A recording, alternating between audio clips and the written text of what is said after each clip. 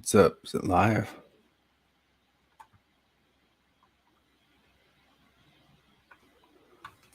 Think so.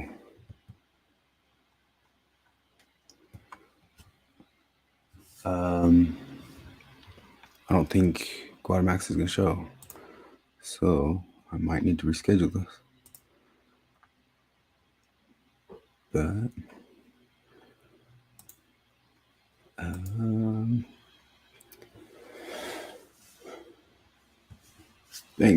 thanks, Echo. What's up? I got just Christopher and Echo here. I didn't think there'd be that many people here in this morning, but this is the time that Guatemax said she could do it. But I don't know if she's gonna be showing in, and I got all this stuff that I wanted to ask her, and we've been talking, but it looks like it maybe not happen. I'll give her like a couple more minutes here, but if not, I should be going to work myself. Um, it's still just Wednesday. Yeah, it's it's a bummer, but maybe we'll talk about it. I don't know if like wires got crossed the last second or something's not going through, but we'll see if she answers. Let's look at a couple of things that I wanted to go over with her. I thought this was going to be a little bit of a tough needle to thread anyway, seeing as how it turns out this week that white supremacy and Latin Americans go hand in hand. That's been big in the news lately, and Jim Bennett's claimed that she's a white supremacist again and again. And I wanted to ask why or how or whatever that could be or mean. I mean, I guess I'll have an open mind to it, but I want I want something out of her mouth. Or she was going to share with me supposedly what memes they were classifying that way. Um, she got shafted by that Mormon apologist guy. Yeah, by Jim Bennett, dude. He doesn't get memes. I'm gonna share a couple memes that go along with this whole entire goofy time period we have right here. We got we got the KKK going on right here, and blood and soil, homie. Yeah, homie. Oh yeah. um, Get in, puto. We're securing the existence of our people for the future of the white children.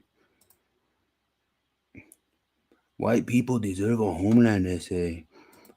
This is some of the goofiness of what's going on, but I saw people on Twitter like Dan McClellan just getting enraged that people don't understand that white supremacy is part of Latino American culture, and I think it's just completely goofy. I'm sure there's people with race ideologies. Well, I know there are um, inside that world, but I wanted to talk to Guatemax because she did it. She denied all that stuff, said that Jim Bennett was taken out of context, but she said she did have some friends. She said there's like 4,000, 5,000 Desnat. I wanted to ask her what on earth, like, is there really that many, or does she think that or know them and what their ideologies are? They kept repeating because everybody that they brought up, there was a Desnat guy and he was Polynesian. So I wanted to ask, so does that Desnat guy, uh, does he supposedly just hate hate Kwaku and black people, or does he also hate white people? Because I my band and I, we go out and get these drinks called kava drinks all the time. And kava drinks are this Polynesian drink. There's a bunch of kava bars around town, and we'll go into the kava bars where there's all sorts of Polynesians there, and every once in a while, some like older drunk Polynesian guy will come up to us and say, "Hey, I like you. The rest of my guys hate you. They all hate you over there, but I like you. I like you a whole lot. But I'm not like the other guys. I like you. They all hate you though." And I don't know if that's just that guy being that way, but the question is that white supremacy if the Polynesian guy doesn't like Kwaku, but maybe he also hates me too? Uh, like what like let's tie some threads here, and maybe Guatemax doesn't know, or maybe she just pontificate on it with me because she would just say what it is. So Jim kept bringing up the concept that these guys saying Holland did nothing wrong is Desnat.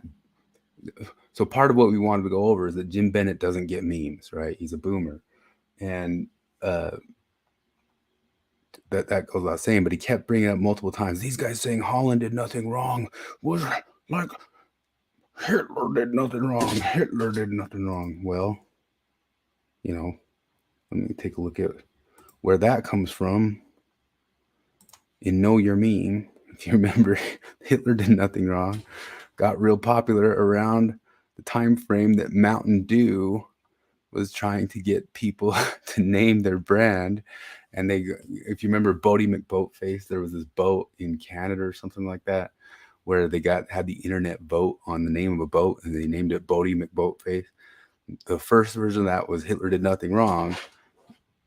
Mountain Dew uh, put out an option for people to name the new brand of Mountain Dew, and everybody got online and named it Hitler did nothing wrong. So, we're talking meme land there, Jim. We're not talking like real white supremacy stuff. Although this is the deal, is that 4chan, because Flip and I, we'll get on 4chan here and there, Reddit here and there. 4chan's out of control. Like there's edge lords on there. And I'm pretty sure that Desnat's probably pretty edge lordy too. Oh, I just heard noise. Oh, we got Guatemax. Hey, Hey, how you good doing? to I didn't hear. know if you were going. I just started talking because I didn't know if you're gonna be able to make it. But thanks for popping on. Yeah. Do you know I the was, audio's good? yeah, it sounds good to me. Sorry, I'm already rolling live. I don't know if that throws you off that we're already going, but thanks for coming in. I was just showing the meme of Hitler did nothing wrong, because part of the deal is Jim Bennett doesn't get memes, right? He doesn't get that. Even that is a meme that started with Mountain Dew being renamed by 4chan, and it wasn't like that was some major uh, thing going around the internet of people trying to reconcile Hitler in a serious way. But well, that's meme land, right? Um, so let me stop sharing that. So how have you been? Thanks for coming in. How have you felt about all of the attention that you've gotten? It's all just, I don't know. You don't know. Um, Yeah. so you've been making memes on Twitter for a while. Your work is amazing. I wish I had a tenth of your talent and the stuff that you do with the animations and even your meme making. How did you get into all that? Well, I've liked to draw since very little. Since I've been traveling with my family around the world, it's a struggle to learn new languages. So it's more visual creation. So that's Yeah, my focus all the time, even in high school, afterwards here in the United States. So that's more my emphasis, basically the whole time. nice. And you said Spanish or English is your third language? Yes. I assume Spanish is one of them, but what's the other one? Yeah, so first Spanish, born in Guatemala, and Uh, then our family moved to Italy. So I know Italian. oh I wow, raised there a little bit because that's where my father was raised. that's awesome. Uh, what part of Guatemala are you from?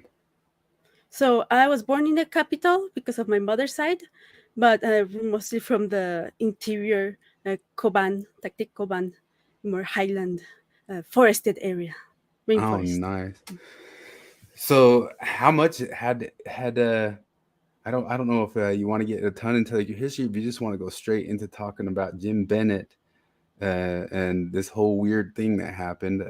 I don't know if you've seen what we've streamed about it, but we're our podcast is so three of us are ex-Mormons. One of us is still fully 100% Mormon, and part of our whole deal is that we're the kind of the only ones floating around, and the group of people who follow us here who aren't bitter ex-Mormons. And in fact, we think Mormonism is generally, a pretty good thing, and we land on the side like we're friends with Jacob, we're friends with the Midnight Mormons. I've been on Quick Show, um, but then I also appear on Jonathan Streeter's channel a whole lot and all that stuff.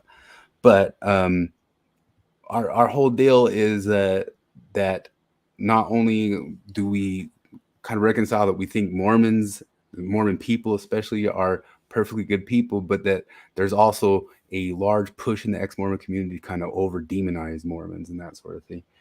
And one of the uh, one of the concepts, or one of the things we wanted to ask you about, um, Jonathan Streeter, who he's a pretty famous podcaster. He appeared with Jim Bennett with the Midnight Mormons right after the musket fire thing on their channel. Um, One of the things we noticed you saying is that you kind of mentioned that you think Desnat, or you guys, and we don't know if we understood this quite right. That whole world kind of pulls away, or the intention of it is to pull away attention, or be like a lightning rod to grab attention away from kind of more normie type people or something like that. Is that one of the intentions of some of the meaning that you guys do? So basically, it's just a hashtag. So there's no real rules on it. The Yeah. principal ones are the obvious. Is the main is the family proclamation. Hmm. The second, all the rest is just depends on the user. But the principalities are on the family proclamation, basically the eternity of gender, the identity of the individual as children of God, and then also of the following the Lord or God, which includes also the structure of the church. And then the Hmm. rest is just to trigger, to meme everything, basically. It's just all digital online. So Yeah. that stuff.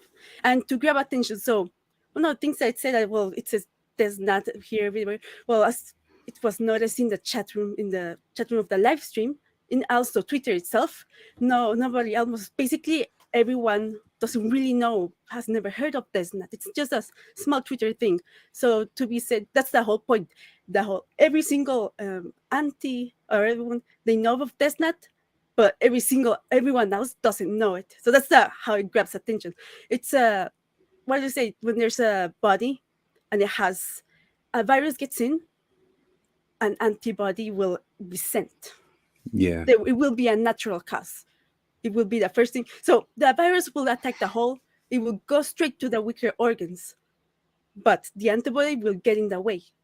So that's basically it. The first firewall basically has to go through, so that it doesn't then go towards the rest. But as you see, what was said in the live stream by James says, "Oh, Desna is just the cancer of the church and everything." Well, it's not. No, it doesn't exist in any other language. It's just here, just those who use Twitter or have heard of it, kind of in Instagram and stuff. But I will say the real cancer is the thing that spread throughout, the same core message spread throughout the whole world, that is infecting every single other religion, every single other structure of government that doesn't focus on the same religion. So we see gender, the kids, The physical wokeness. mutilation. Yes. So that is what I would say is the real spreading of the virus. And we just, Yeah. this is just a small byproduct, a simple thing that occurred. A reaction. Yeah. Like Hmm. an antibody reaction, which is one of the things that we were warning the wokies or wokeness about 10, 15 years ago. We are, our channel's pretty well, we're largely anti-woke, and we come in being highly critical of how woke all ex-Mormons and ex-Mormon podcasts get. But then we also do look at, like you do, the progmos and the people inside of Mormonism who are trying to, like you say, be a cancer from within and do it without. We're really critical of, like, do you know who Dan McClellan is? Mm, no. Oh, I he, think he's he's one of the the, religious scholar one. yeah, yeah, yeah, Oh, yeah. Yeah, yeah. fair. We make fun of him quite a bit. Let me show this. This is something Jared from our channel just sent. Here's Jim Bennett saying, somebody asked him, "Are you saying everyone who believes the statement in the family proclamation are as true as Scripture is Desnat?" Yes, that's Desnat and Desnat adjacent. Actually, yes. And then we put this thing here that there's the good people in that, and everybody else is Desnat type deal. Um, So you said there's like 4,000. Do you think there's about 4,000 in that? Yeah, we actually gather a small document, even through there's another also that of listing names, trying to get it. Oh, you actually There's counted also it. there's also the DesNat block list, which also gathers non-DesNat, but whoever mentions it, whoever, they just add in. So basically, as well, the enemies say, "Oh, DesNat is just this," Hmm. Everyone from within Twitter is saying, "Oh, there's not. It's just faithful members, basically." You speak of the family proclamation or something like, "Oh, you must be Desnat," and then people say, "Oh no, I am not. I am not." Because Desnat is this, this, this. Well, it doesn't matter what you say you are not Desnat, you will be by everyone's other's definition because they do not take the same definition. I've just seen Jim Bennett, his definition of Desnat is not the same as Kwaku's and others' definition of Desnat. As Kwaku and the others were saying, oh, Desnat this and that. Well, by Jim Bennett's definition, they are Desnat. When, as I was seeing his tweet replies, there were others who he follows along, just really big enemies of the church, and they were saying that, oh, there were more Desnat in the live stream. They were saying that Kwaku, Brad, Karen are also Desnat, but he doesn't defend them. He doesn't say they are not. No, he just stays quiet and he replies something else. So as much as they defend him, he doesn't defend them. That's something that I don't like of what he does. Yeah, let's But take a look. I there's got a two clip of different. that. It's very different. And there's also a war even within Desnat. There's others, as it was said, that there's those that we do condemn because they are racist, they are sexist and everything.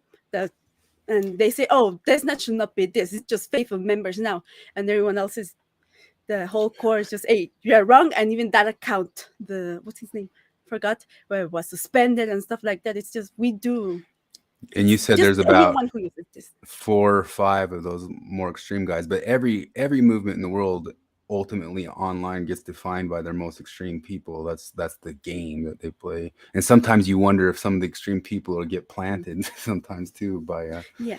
I also have a by screenshot also of what Quaco said in Twitter before he deleted his whole tweets.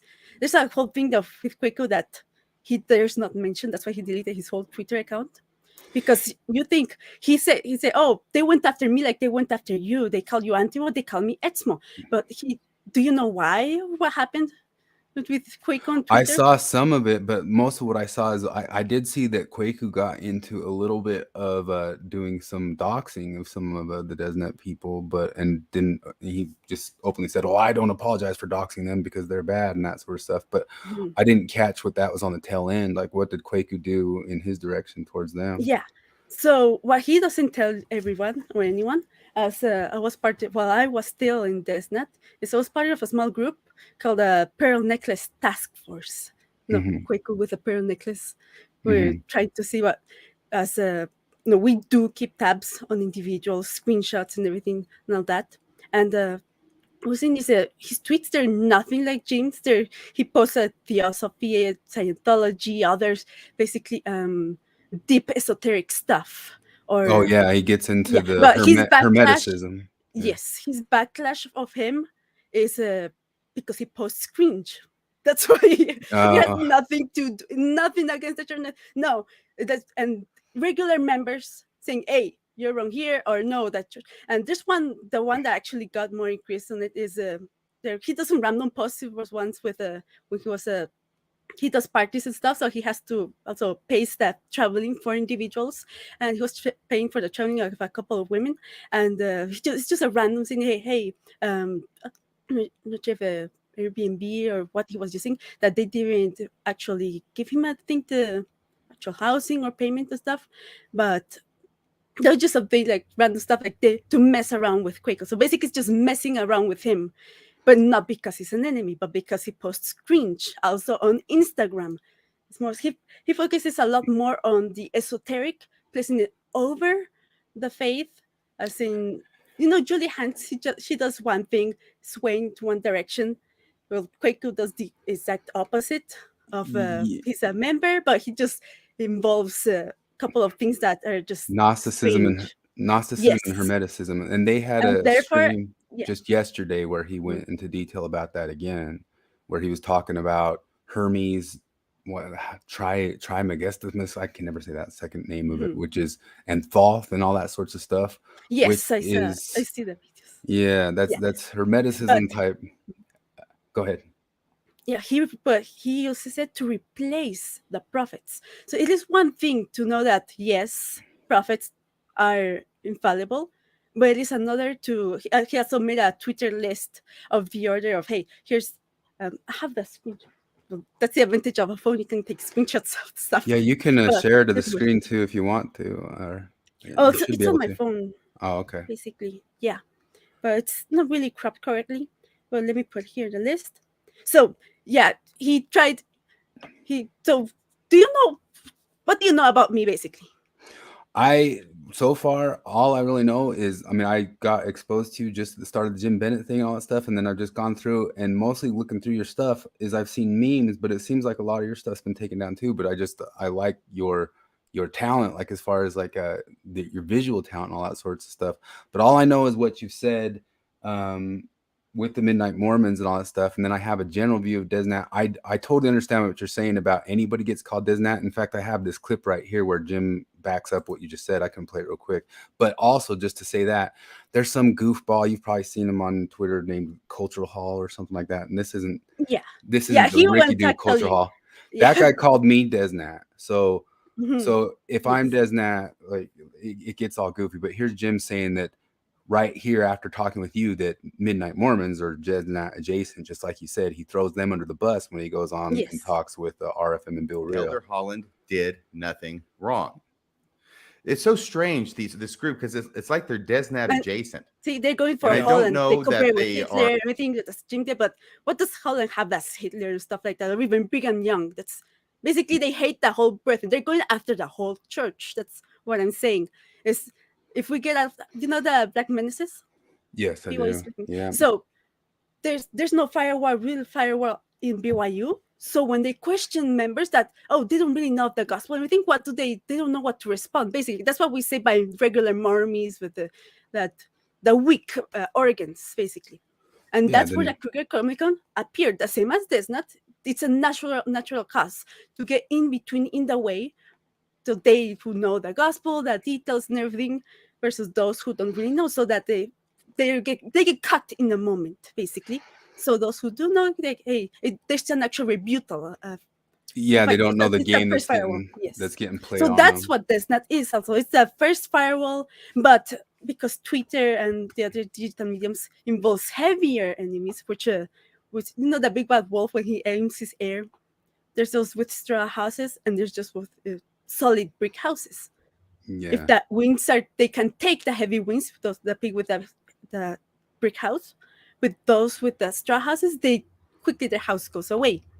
It's just basically who can actually then take the hit of the bigger wings and take rebuttals and dialogue back, debate and everything, versus those that are quickly attacked and everything, that they get stressed and all that, just So going do to you the right. know? Do you Audience. read or do you know any like reactionary thinkers like Mencius Moldbug or online? There's like Aaron McIntyre and these types of guys who talk a lot about how reactionary movements might or should or could work against stuff. Do you read or listen to any of those guys? Um, no, Not no, I really. haven't. So that's kind of just like in the maybe in the larger national culture or something like that. But there's a lot of different thinkers who do the same type of reactionary thing. And one of the things that they try to resolve or pontificate or think about, there's even a Mormon guy named Bennett's Phylactery. You might have seen him floating around. Hmm. Yeah. He's on Twitter, but they talk a lot about how, any sort of reactionary movement can't organize very well because as soon as they get organized, they immediately start getting painted as or described as or, flamed as being some sort of Hitler adjacent or, Nazi reactionary movement type deal. And so they kind of start trying to come up with ways of being reactionary without getting like titled or named or have something where you have some sort of glowy person. A glowy person is some sort of infiltrator who comes in and claims the thing and then acts like an idiot under the name of the thing. But there's a lot of different people who sit and think about the way reactionary movements can organize without attracting that sort of attention, because it's going to happen no matter what. But I was wondering if you, I mean, I guess not, but if you'd gotten into any of those guys. Let me just finish. This is Jim just backing up what these guys say about the Midnight Mormons or Desnat. Are Yeah. affiliated or are card-carrying members of Desnat. I don't think Kwaku is, certainly. I know Kwaku isn't. I don't think Brad or Cardin is either. I think they're dancing with the devil and they don't realize and they're going to get burned. Yeah, they're useful idiots. Yeah. On this, they So, are. yeah. I still have great affection for them as human beings, but when it comes to DesNet, there's just no excuse for the platform they're giving them. Yeah, it's a typical old stuff for the. They've never had any DesNet on the platform. I'm the first one. I was DesNet, but was the first to be on theirs. And Well, you don't have to go very far in any sort of XMOR world to see that they just call them all DesNat just the same. yeah. But I get called. I've been called DesNat. I'm not even active or even enrolled, Mormon, and I got DesNat. I got called DesNat because of my face. Somebody said your face looks DesNat on Twitter, but that's just how those guys act. Did you pull the screenshot that you wanted to share? Oh. Or I don't know if it'll be So able do to I show share it it. on the Twitter or in the DM? Yeah, I could pull it from there probably. Let's see here. Let's see if I can see it first.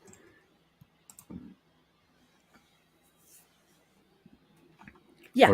So what happened is I've been watching Quako's videos since on screen. I know exactly what you're talking about. Yeah. And seeing his videos, his presentations, it's just one type of visual presentations he gives, his act and everything. He actually left the group with to start with Stone 16 group because he was too spicy for the first group. He actually said it like, oh, they're getting too soft, they're getting too lefty. That's what he says in the video. They actually, Quaco with Brad and others, they actually, have you seen the videos? It's just a series of videos they made that they were like a TV show, like a news show videos. They were talking about the DCS letter, everything that was placed in the, what's that YouTube channel called? Tits.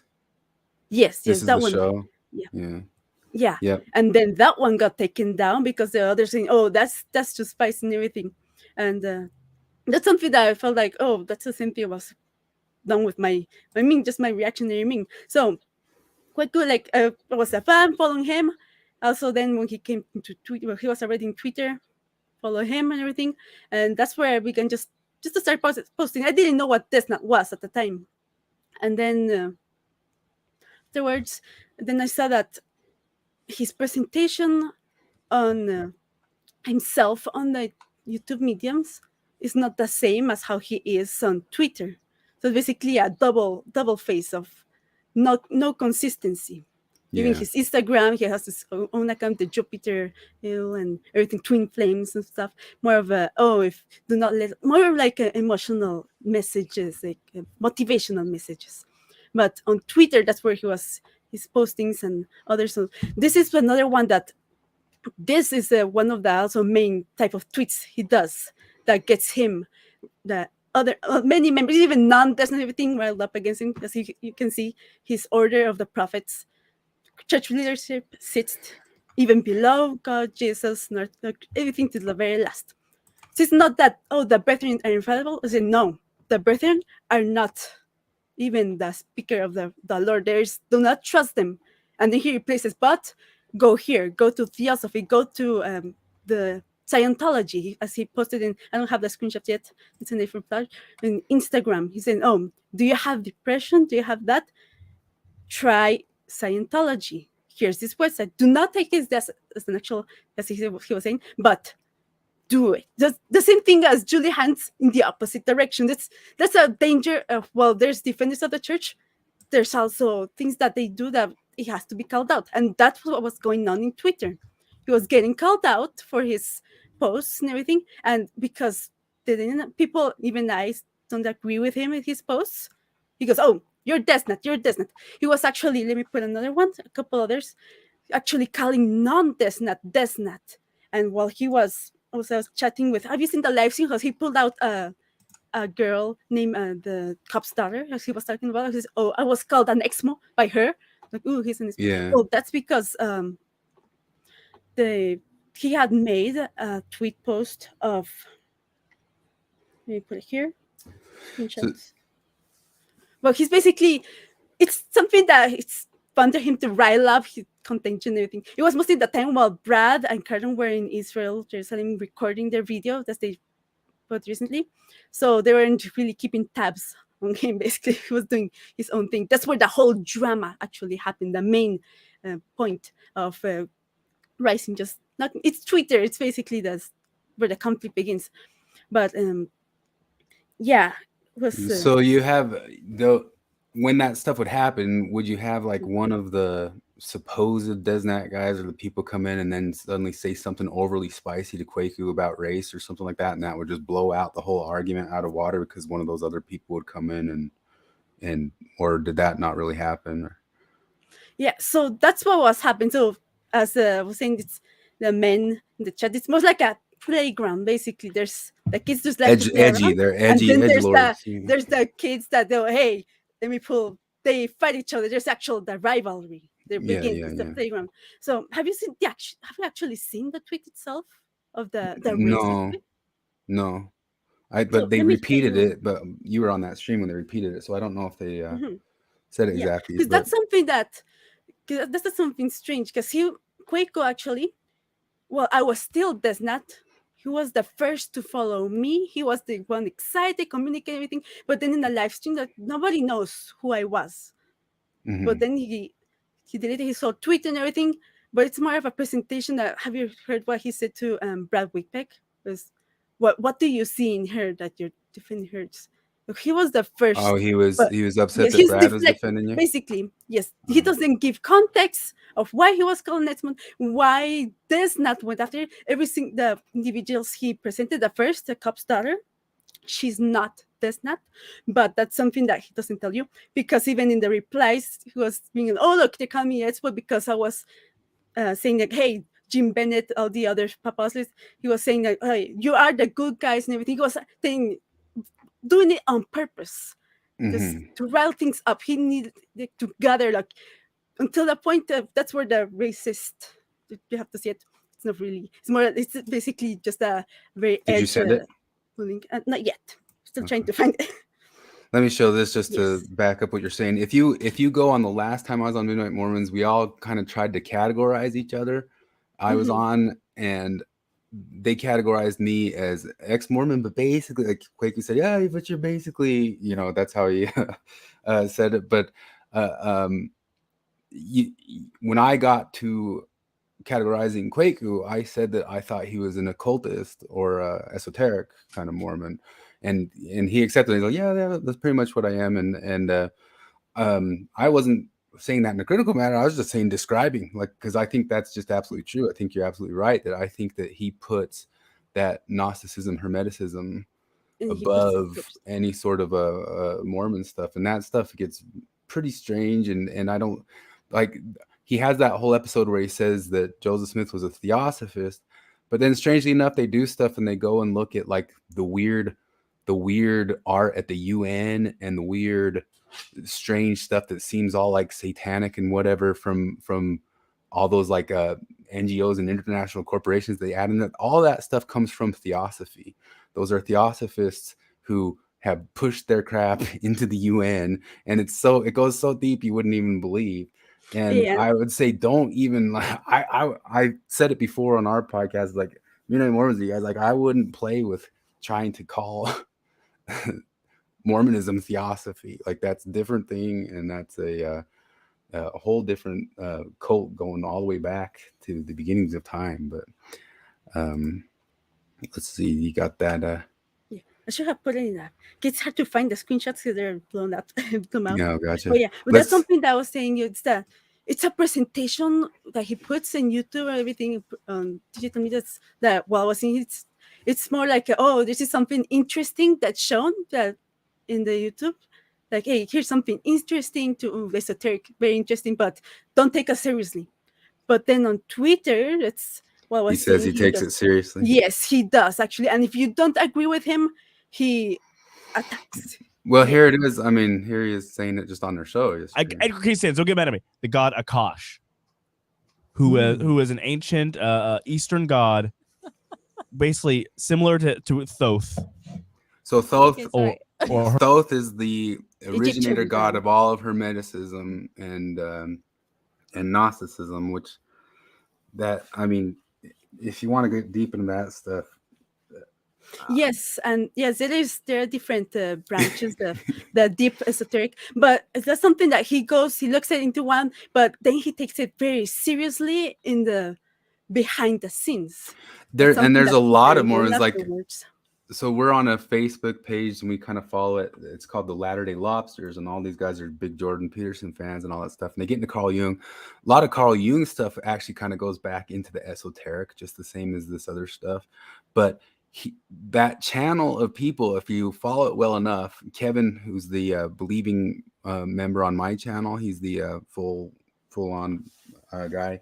He gets real critical of that stuff, and he says he watches through those channels, and they all just turn into Gnostics and Hermeticists, and then before long, that's the entirety of what their religion is, and their preaching is, and their talking is, and that sort of things actually happened to a bunch of religions over time, because that sort of idea over the past 2,000 years has invaded Christianity, it's invaded Catholicism, it's invaded just like Marxism did in its own way, but it's kind of its own separate little religious thing. But it's its own branch of weirdness, and yeah, I agree with you. He's Hermes Trismegistus. Trismegistus, Often associated with Enoch. Yes.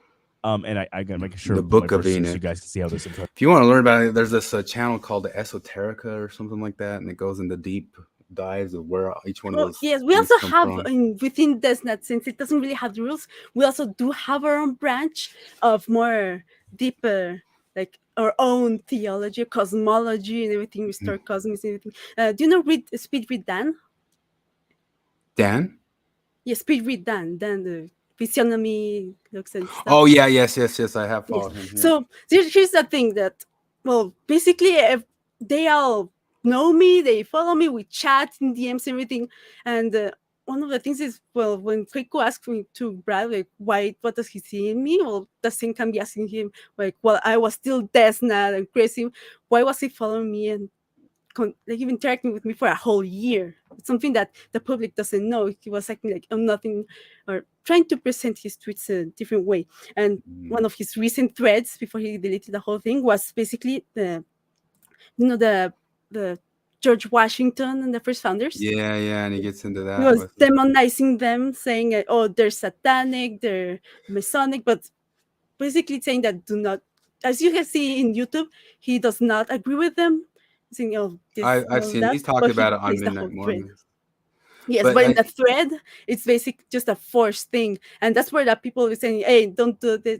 We don't agree. The brethren have spoken highly of them. They have done their things in the temple, everything." But yeah, that's basically where the contention.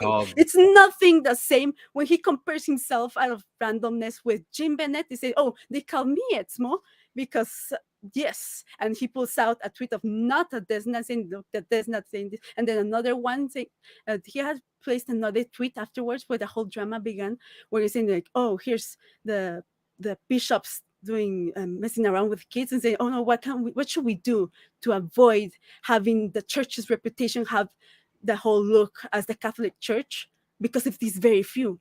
And he tweeted that right after he did the same thing with the everyone on Twitter saying like, "Hey, you're against me, you're not this and everything." He was actually hiding tweets saying like, "Hey, we've seen to these other kids' tweets and everything. They are not this, not," and he hides it when he put it in the tweet. That's something that he had needed a narrative to be told. I don't know why he needed to have that to be done, and that's instigating until he can cherry pick the very few, like, "Oh, I was right, well, instigating that whole, and he had to get it. And that's what happened with Cabella and the whole racist thing. Can I tell you instigation until pulling out? They say, hey, didn't he actually could get the very same few? There's a 5, 6 the same screenshots he presents and all that, and that's something that I was able to see. It's different that from what he presents on YouTube and other mediums that they don't know, versus where I was saying like, "Hey, that's not right, that's not correct. I was a fan, but why are you being different?" So what Echo says here is kind of one of the points I make, is so much of what Jim Bennett and Quaker are saying is that they are going to push, supposedly Desnat and those first people are going to push more people out of the church than anything, but they have people like me and that sort of stuff who see Jim Bennett and maybe even what Kwaku's doing here, and realize that they're pulling these like little games of being cry bullying a little bit, like they go and like push somebody, and then they turn around and say, oh, but they didn't come after me, and that sort of deal. And that sort of deal is the type of thing that always irritated me with certain members, like who Jim Bennett is and how he is, and what you say, the stuff that he allows in, and then the way he shuts down anybody who pushes back at him or freaks out about it and then demonizes them. To me, that's something that makes me not want to affiliate with it. So, and supposedly under his whole purview is him saying that he's trying to help people want to stay affiliated with the church. I actually kind of appreciate people who defend strongly the stuff that they believe in. But then you have people like, this is one of my theories about me, maybe some other people, but I'm a middle child, right?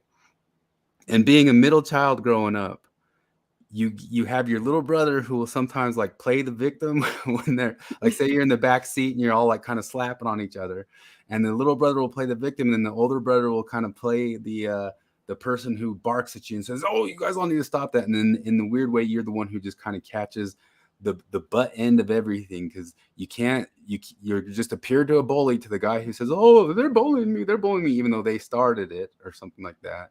And then the other person comes over the top and says, oh, how dare you do this and all that stuff.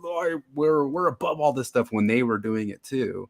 And so one of my theories is, one of the reasons I stop and listen to stuff and say, hey, I am more than positive there's more to all this story than what these guys are presenting, is because of my middle childness there. I've got, we talked about it on one of our threads, but I've got this thing here, because you're pulling up the stuff on Kwaku, but I got stuff here like Jim Bennett came after me and another guy one time online, and so he repeated multiple times over the past couple of weeks that when he was sitting there and President Nilsson gave that talk, he yelled from the choir, yes, yes. And I have screenshots of him from the choir, our mother's balls and all this sorts of stuff, and like mouthing off to us and saying just these terrible things to us, when neither one of us had said. The only thing we said is we thought the choir had gone down in quality, and that's not from like some sneering ex-Mormon whatever. It was just like, hey, we think the choir used to be super. In fact, we kind of know some stuff that we heard the choir had kind of gotten a little bit less intense on some of its entry level stuff. And we didn't even know for sure. We just like, we just heard this. And then he came in and just started barking, yelling at us, telling us our mother's balls, and took a picture of himself from the choir back there, going, oh, here's me. And if you want the proofs of it, I already showed this on here, but here it is again. There he is, taking a picture of himself, mouthing off to us and telling us about our mother's balls. He even swore, I didn't have the screenshot of it, but he like called us fuckwits and stuff like that. And we were like, and then to be the guy who's suddenly like, I could jump off a cliff before I hear Jim Bennett pontificate and go off another time like he did on Steve Pineker's video recently about, we need to model proper conversations and we need to model being proper good people and all that sort of stuff. And he aggressively misunderstands like the memes when people are, so people, he can joke and be that way, however he wants. But if anybody else jokes, he's he grabs his chest and wants to fall on the ground and that sort of deal. And then the whole deal of acting like, I think it's perfectly good if somebody's defensive of their church, defensive themselves, all that sorts of deal. It's just when you suddenly flip the other end of it and say, hey, we're above all this stuff, as soon as you get any of it back, oh my goodness, it drives me nuts. But one of the deals that he keeps doing and saying is he wants to hold Mormons and believers to this level of perfect piety. Like the only way you can ever respond to anybody on the internet is by citing scripture, I guess. You're not allowed to be in the world at all of imagery or memes or video or stuff. You can only cite scripture to defend yourself, because that's gospel and gospel oriented stuff. And it's such a load of two-sided crap. It drives me crazy. But I figured there's probably more to the Kwaku side of stuff. And I get the thing about, go ahead. so with Jim, I don't know who he was at all or anything. Actually, so I only know him through the live streams of the Midnight Mormons. So I was saying this is it's something that basically why I'm not Disney anymore and stuff because of the whole genre happening is because of the two-facedness. They're not Two-facedness. constant. They're basically saying, "Oh, why are you anonymous?" Well, they're putting on a mask that makes them anonymous to the point. So basically, I didn't know. I only know of him from the live stream, the Midnight Mormons live stream, and that's what he says. If it, okay, so he has different opinions, but then so that's when the music portion began. Saying, "Hey, they given the music to Wikimedia." That's where I put my comment in. The comment I put, hey, the Javelin Man song could be great as a power metal. Yeah. Yeah, but that's And when he quickly went from love, do not put labels of love and everything to instant hate. Well, Carden was saying, hey, if you give us the song too, and then he cuts him off and say, oh, Guatemax, that's a this that Loomback, the guys at this that Loomback is the Yeah. worst and everything. It's like, what happened? I don't know. Why did he say that? I don't know you. Why? What did he? Well, and What? then Yeah, what's so it's funny basically is a on different RFM, personality. Mhm. he went into like a half an hour of trying to defend, like, I didn't say bag, I said bat. I said bat. I didn't say bag. Like that's so much better. But we know why he had to make that distinction, because if he said bag, according to RFM and those guys, all the woke people, that would mean that he said something terribly, terribly sexist. And so he's, I didn't say bag, I didn't say bag, I didn't say bag. And he, he doesn't want to be on that end of getting the world swarming around him. He says Desnat swarms like bees. Well, I've been swarmed by, I call them gnats, of woke people a million different times in the ex-Mormon world. I get swarmed by gnats every time one of the first things, if you listen to me on the Midnight Mormons, the first time I went on, I told them about a situation where we saw somebody say that they were refusing to hire Mormons at their work. And I came out and said, that's illegal. You can't do that. That's not how. And I got swarmed by people saying, oh, F you, screw you, all that sort of stuff. And I've been, the guys on my channel have been through that sort of deal 5,000 different times. And that's a part of the things that drives us insane, is the double standardness. And then you have RFM and Bill Real and Jim Bennett sitting there affirming them that, like, aren't we so great? Aren't we so proper? And they make fun of. Jim Bennett said they made ridiculous fools of themselves going to that debate and putting on the bulletproof vest. They were memeing a little bit when they were doing that, but at the same time, I was there. I was live at the thing. Carden had his cell phone with me. He showed me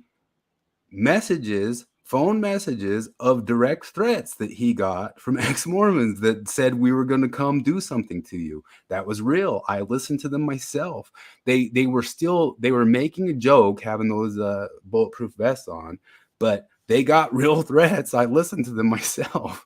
And both that stuff kind of goes all the way. But part of my deal with all that is, like, everybody gets internet-y. One of the deals I like about maybe somebody like you is, like, the answer to the internet is you answer back with a meme and you make a better meme. And that's what you did. Yeah.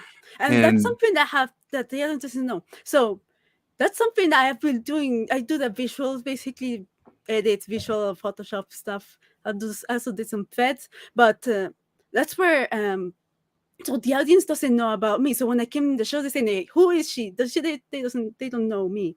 And that's something that the audience, the public, the other worlds, it's out of context. That's the saying when I was seeing Jim's, like, why did he reply to? I only know him through the Midnight Mormons videos.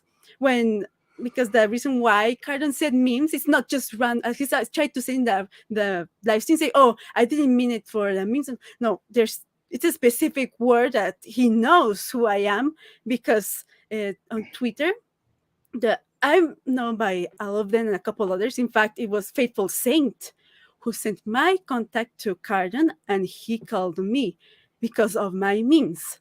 So that's basically, it's a specific word. Basically, even also, like, hey, he called me also while I was still applying to BYU and stuff. And like almost half a year ago, the others between us, they know I'm a woman, they know who I am, DM. So it's called Brad Wickbeck. He's also that last one who was able to contact me, but every single others, they know I'm a woman. I always have my profile picture as a woman ever since last year. And so they do know I make memes. So even before the live stream, to introduce me, he requested, "Hey, do you have your memes to send to me to put?" And he then started my introduction with memes. So it's something that in the live stream when he told Jim Bennett, "Hey, be careful, you'll be in a meme tomorrow." That was not randomness from there's not is gonna make a meme. No, that was specifically me in the context that, hey, I make memes of. But okay, so Yes, I be I'm careful going- because I will. Yes, I'm going to But do yeah. something you're not supposed to do because this is Mhm. boomerish to explain memes and coolness. But I'm gonna do it anyway because people like Jim Bennett need it because he's repeated 14, 15 different times, like, supposedly I don't get it, but no, this stuff's beyond the pale and all that sorts of deal. But the levels of coolness that go like this, like if Guatemax gets called a loon bat, or it sounds like loon bag, and she doesn't go online and go, "This sexist man." What she does is she answers with a badass song and meme that, like, the coolness of that level is about 10 million times higher than what Jim Bennett then went and did and said, "Whoa, this is beyond the pale. She's threatening me with violence." Like, it's one of the deals that we're trying to explain what you're not getting and that you're revealing yourself to not get. And you're even me explaining it, which you're not supposed to explain the memes, just like I explained the Hitler did nothing wrong meme and all that sort of stuff. But you don't get meme culture. You don't get the joke, but you also don't get that it's so much cooler to be able to roll with punches and answer with jokes than it is to suddenly clutch the pearls and try to make a demon out of the people that you're interacting with who barely even know who you are.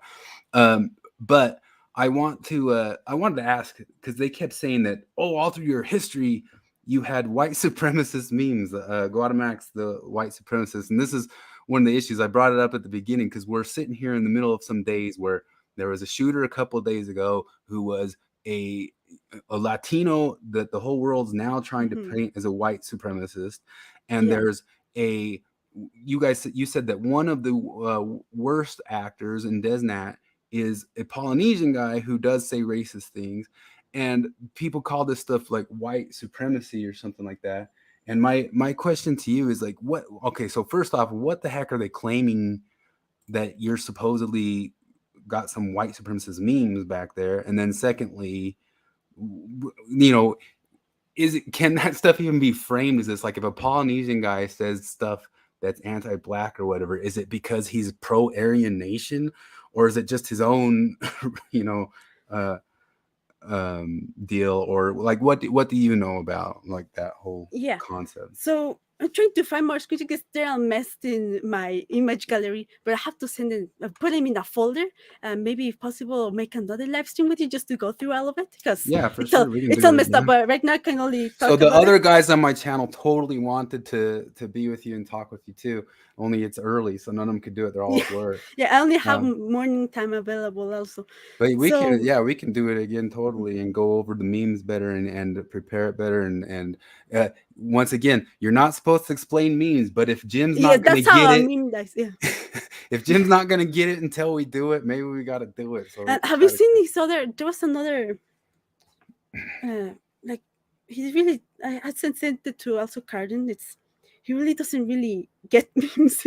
There's another, even afterwards he was replying. Well, Carden kept saying like, you had a language barrier saying the word triggered, and I kept going like, Carden, no, she didn't. She's right. You're wrong, Carden. Like, so my slowness in dialogue is not that I don't understand the words, but that I'm slow in speech to put them in a I know, because I speak in another language too. I totally know how it is. I speak Spanish as well, and have to live in it sometimes. But it's always tough when you're in the other language because you have to stop and think of the thing sometimes. But you weren't wrong to say that you were trying to trigger people. Like, Carden was wrong that you were wrong. You were right. Like, I don't get why Carden kept saying triggered's the wrong word. And I think triggered was absolutely the right word. And you've even used it again today. And I think that's the correct thing, is like you're putting out a meme that's you're poking at the bear. And that's what the best memeing does. So that's one thing that, because there was another time when I was on Twitter, there was this user called the Grand Scuba, and he actually went to my Facebook, and that's something that people don't know, that I was promote my YouTube channel, but nobody goes there to watch my high school videos. My name's in all of them. But yeah, that's something like, I'll hey, send people like tell us what it is or link it in because I mean Oh, your stuff's so Guatemax good. Like I was animation. watching some of your animations with the Legos and like, holy crap, that's Yeah, so that's good. I actually can't what believe it. that's why I know visually. It's so good. Yeah. I can't believe how good you do. And that's those from images. high school also. How much But, time does that take? It's just one week. 2 weeks. That's a long time. That's why I'm focusing on animation also more. But yeah, it's hard to get the screenshots. But let me get this. Well, if you want to, we can try again and do Yeah, I have to do a put meme them in a review folder. and all the even review screenshots other in order. memes and stuff. But and we can do that. But I believe you because number one, I've seen everything. I've seen. Well, first off, I don't know because I already know the way that these guys call everything fascist and they call everything Desnat. Mhm. I'm Desnat supposedly, and so you can't. The way they do concept creep, you can't take anything at word of what they're saying. You have to stop and go. I mean, it's one of the things everybody should have learned over the past 5, 6, 7 years, and that doesn't mean that sometimes you won't go and find something that for sure on 4chan there's all sorts of people posting real deal kind of racist stuff, but then there's other stuff on 4chan that's just hilarious. And the joke is to, you know, like the old meme of like, it's okay to be white or something like that.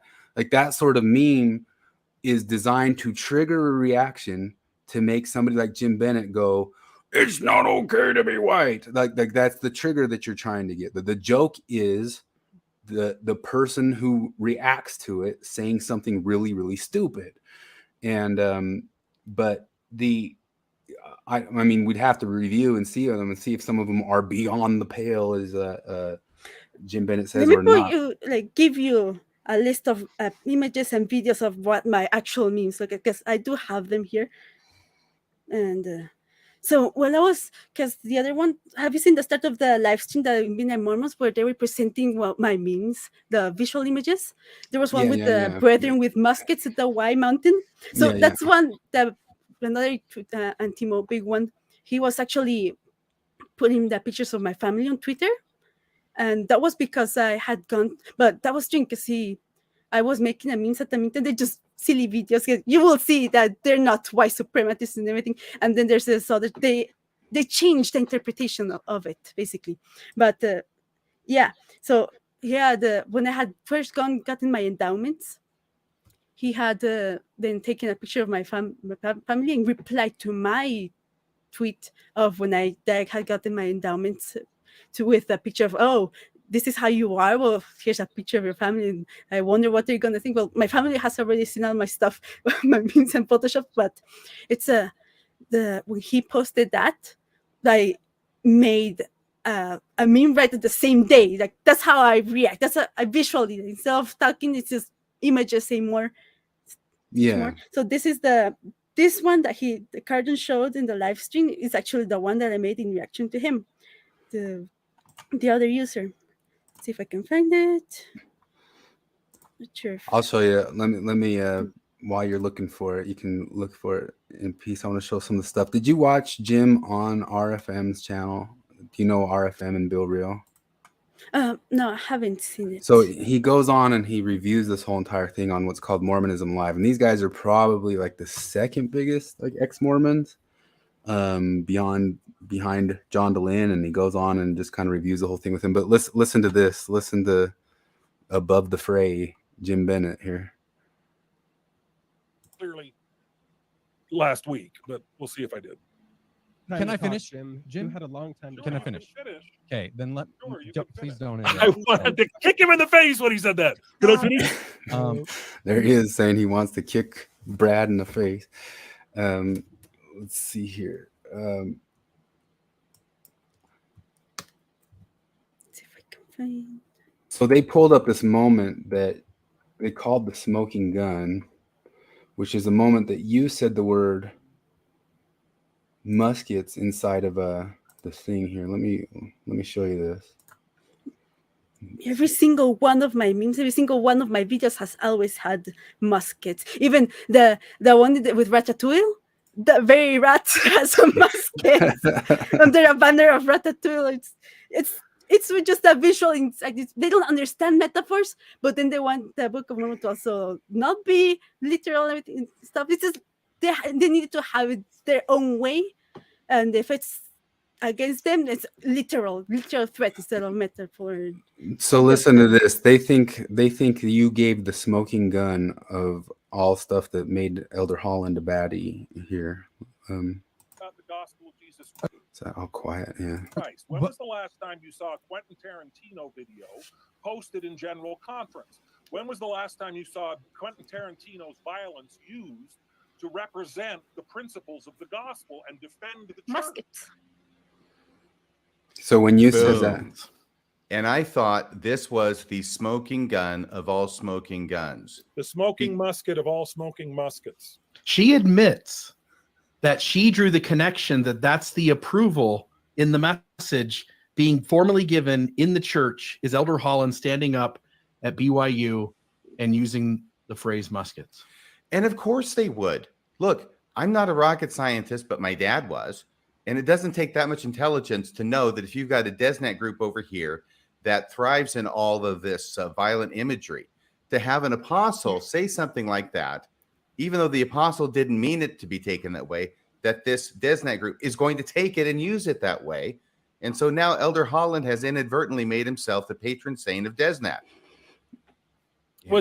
Which again was not Elder Holland's intent. No, I don't believe it.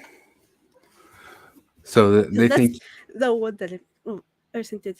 Yeah, so that's something that they have to do is the people like me are using it literally. You have to be violent. No, it is a metaphor of defending the gender identity of the things that they are spreading against. So that's the actual, basically back to the foundations. The family metaphor. proclamation. Yes, Yeah. the family proclamation. So that's the one that I replied with the other gun that had basically dots by family. But this is it. So you can see family proclamation, defending the why. Basically, that's it. It's just the core visual message of them. That they say, oh, musket, yes, it's to kill. And no, it is to defend musket and travel, to build the gospel, defend it also by preaching the gospel and correcting where there is wrongs. the metaphor yes. as Holland used the metaphor, only Yes. visually represented now. Yeah.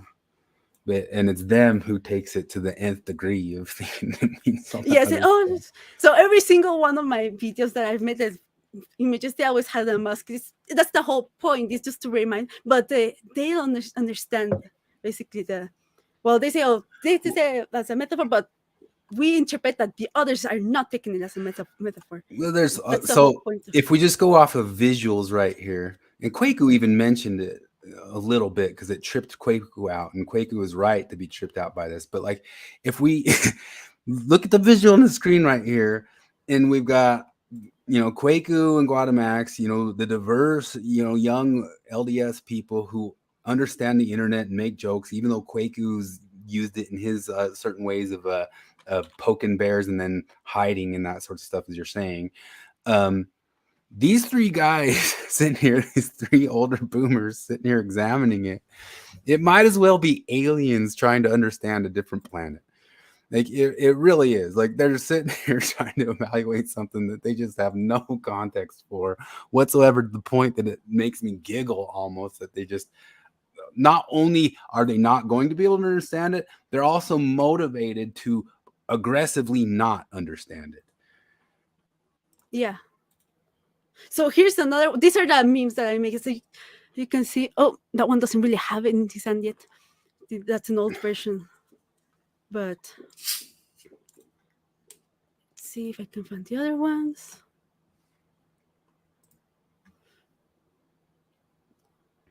Yeah, that's an old version image. But yeah, so when Jim had said about those things with there's not Lumbag, Guatemax, I then trying to make this just a meme, basically just a photo of it, basically with him in the choir or something. Well, I was looking to, because in the end of the live stream, they gave the ads and everything of his social media, and that's where the Twitter one was mentioned.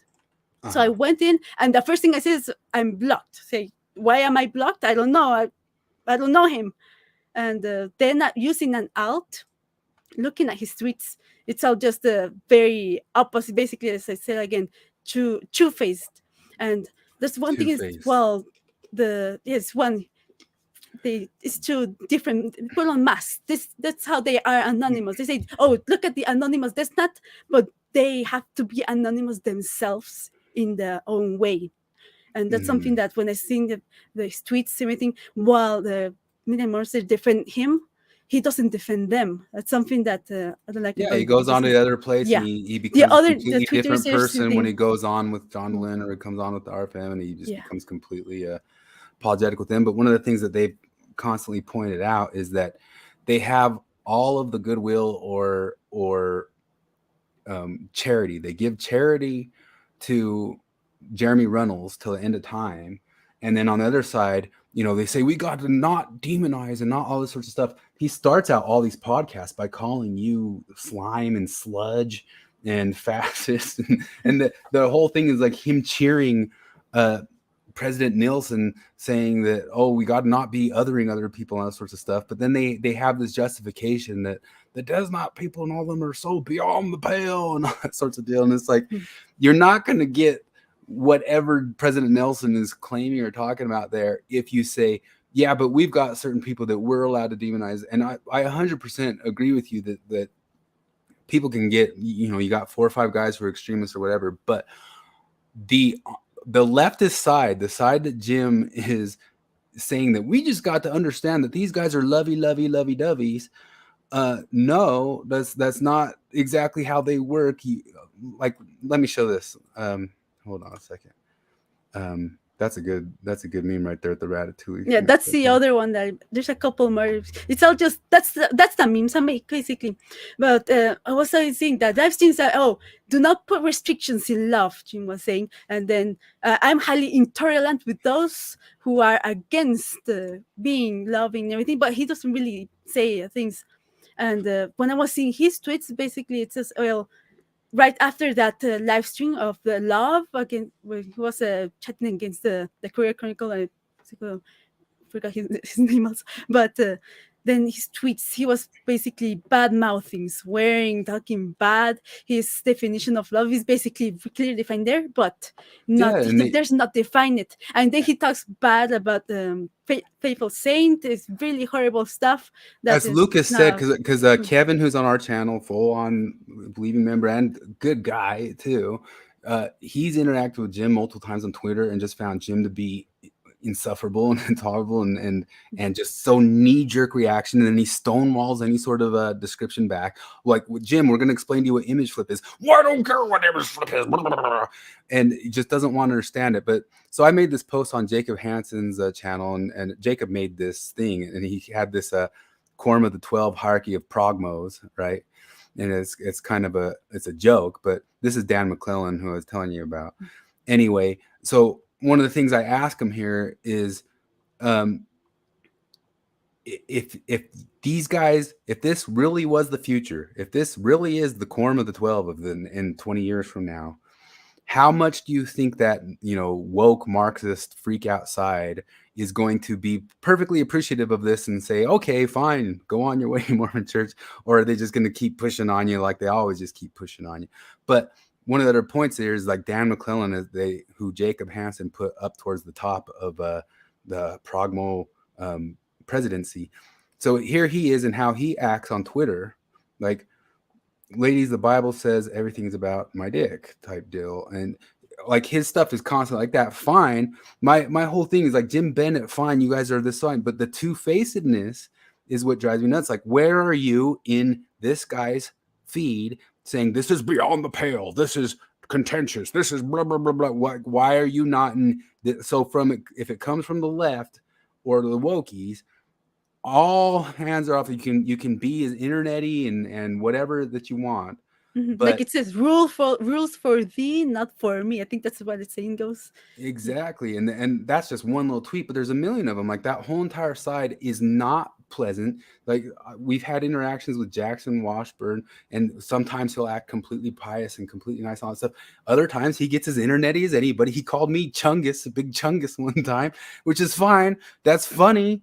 But then don't turn around the next day and be like, you guys, we need to be above this because President Nelson says we're contentious. Like that two-facedness to me is the hardest thing to align myself with. I can align myself with people who are just who they are, defend themselves, defend their what they are, that sort of deal, and don't go playing these freaking games that drive me bonkers, man. But and I've always really appreciated people who defend themselves like passionately and all that sorts of stuff. And the two-facedness thing for me, I would say from the start, from all, because one of my first troubles with Mormonism was when I was a young kid, and they got someone to say like certain types of like satanic panic stuff. But what they would do, and some of these are the same exact people who later became the Wokies. They left Mormonism to go become the Wokies. They'd do whatever sort of thing they wanted, but then they'd get mad at you because like you listen to metal music or something like that. And there'd be like this two-facedness of it that would just drive you nuts. But over time, when I see some of those two-facedness people, all are kind of the progmos or the people who end up leaving and become the Wokies. And what's left behind are kind of the people who just never were two-faced. Cardin doesn't like my theory on this, but to me, they're kind of naturally cleaning up Mormonism themselves by progmoing themselves right out of it and that sort of stuff. But it's really weird. It's all this stuff's really weird and it's really changing. But like the way it shifts and rotates and moves around, I think has been hyper interesting to watch and to be a part of. And one of the things that we marked is it blows my mind that 20 years later, when I had these people who Jim Bennett types who in the church were yelling at me because I like to listen to Megadeth or something like that. I also like power metal. That's why I made a suggestion to Jim. Because I like power metal, thrash metal. My father also, if we listen to the music, we also make an animation with power metal on true animated films.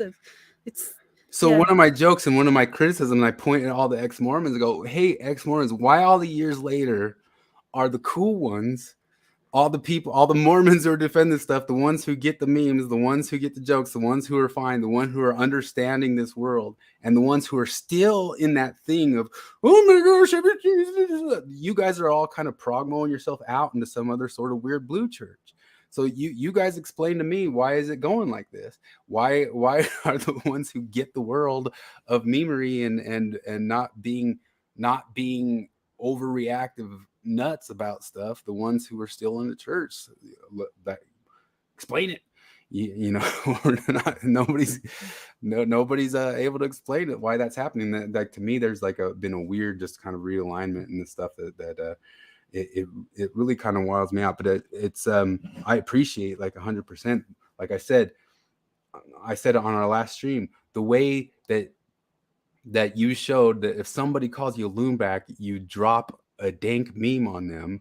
It's so, like, the fact that ex-Mormon side can't and is not doing that it just speaks so loud to me in some sorts of ways, you know.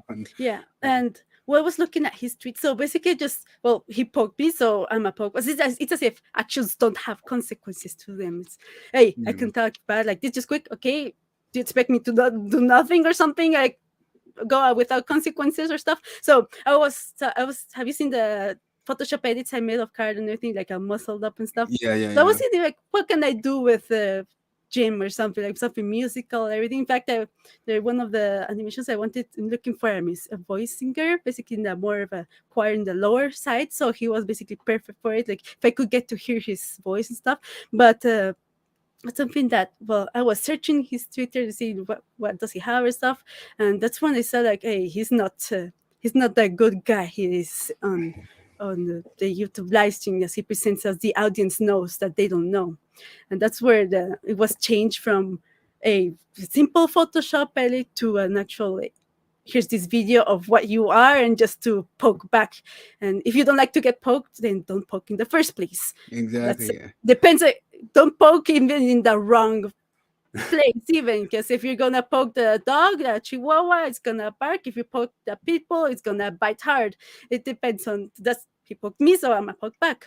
That's something that, seeing how he was, and there's real Antimos talking about, and his definition, he never defined love. So okay, I'm gonna present to you what my definition of love is. And I'm not a test nut anymore, so mess around with it, the same as basically as I told you with Twitter, with Quaken, just messing around in a very hard edge way, which once I make the full Google Drive list images and everything, ordered all the screenshots and stuff that so that you all can see, because that's the context was not presented in the live stream, as because I was told in that day that when I finished the video, I selected the song was selected on purpose. Yes, the very regular. No, this is any changes wasn't I made. It was already existed stuff, and because there's specific words specifically focusing more on the Babylonian words, the sex obsessives, the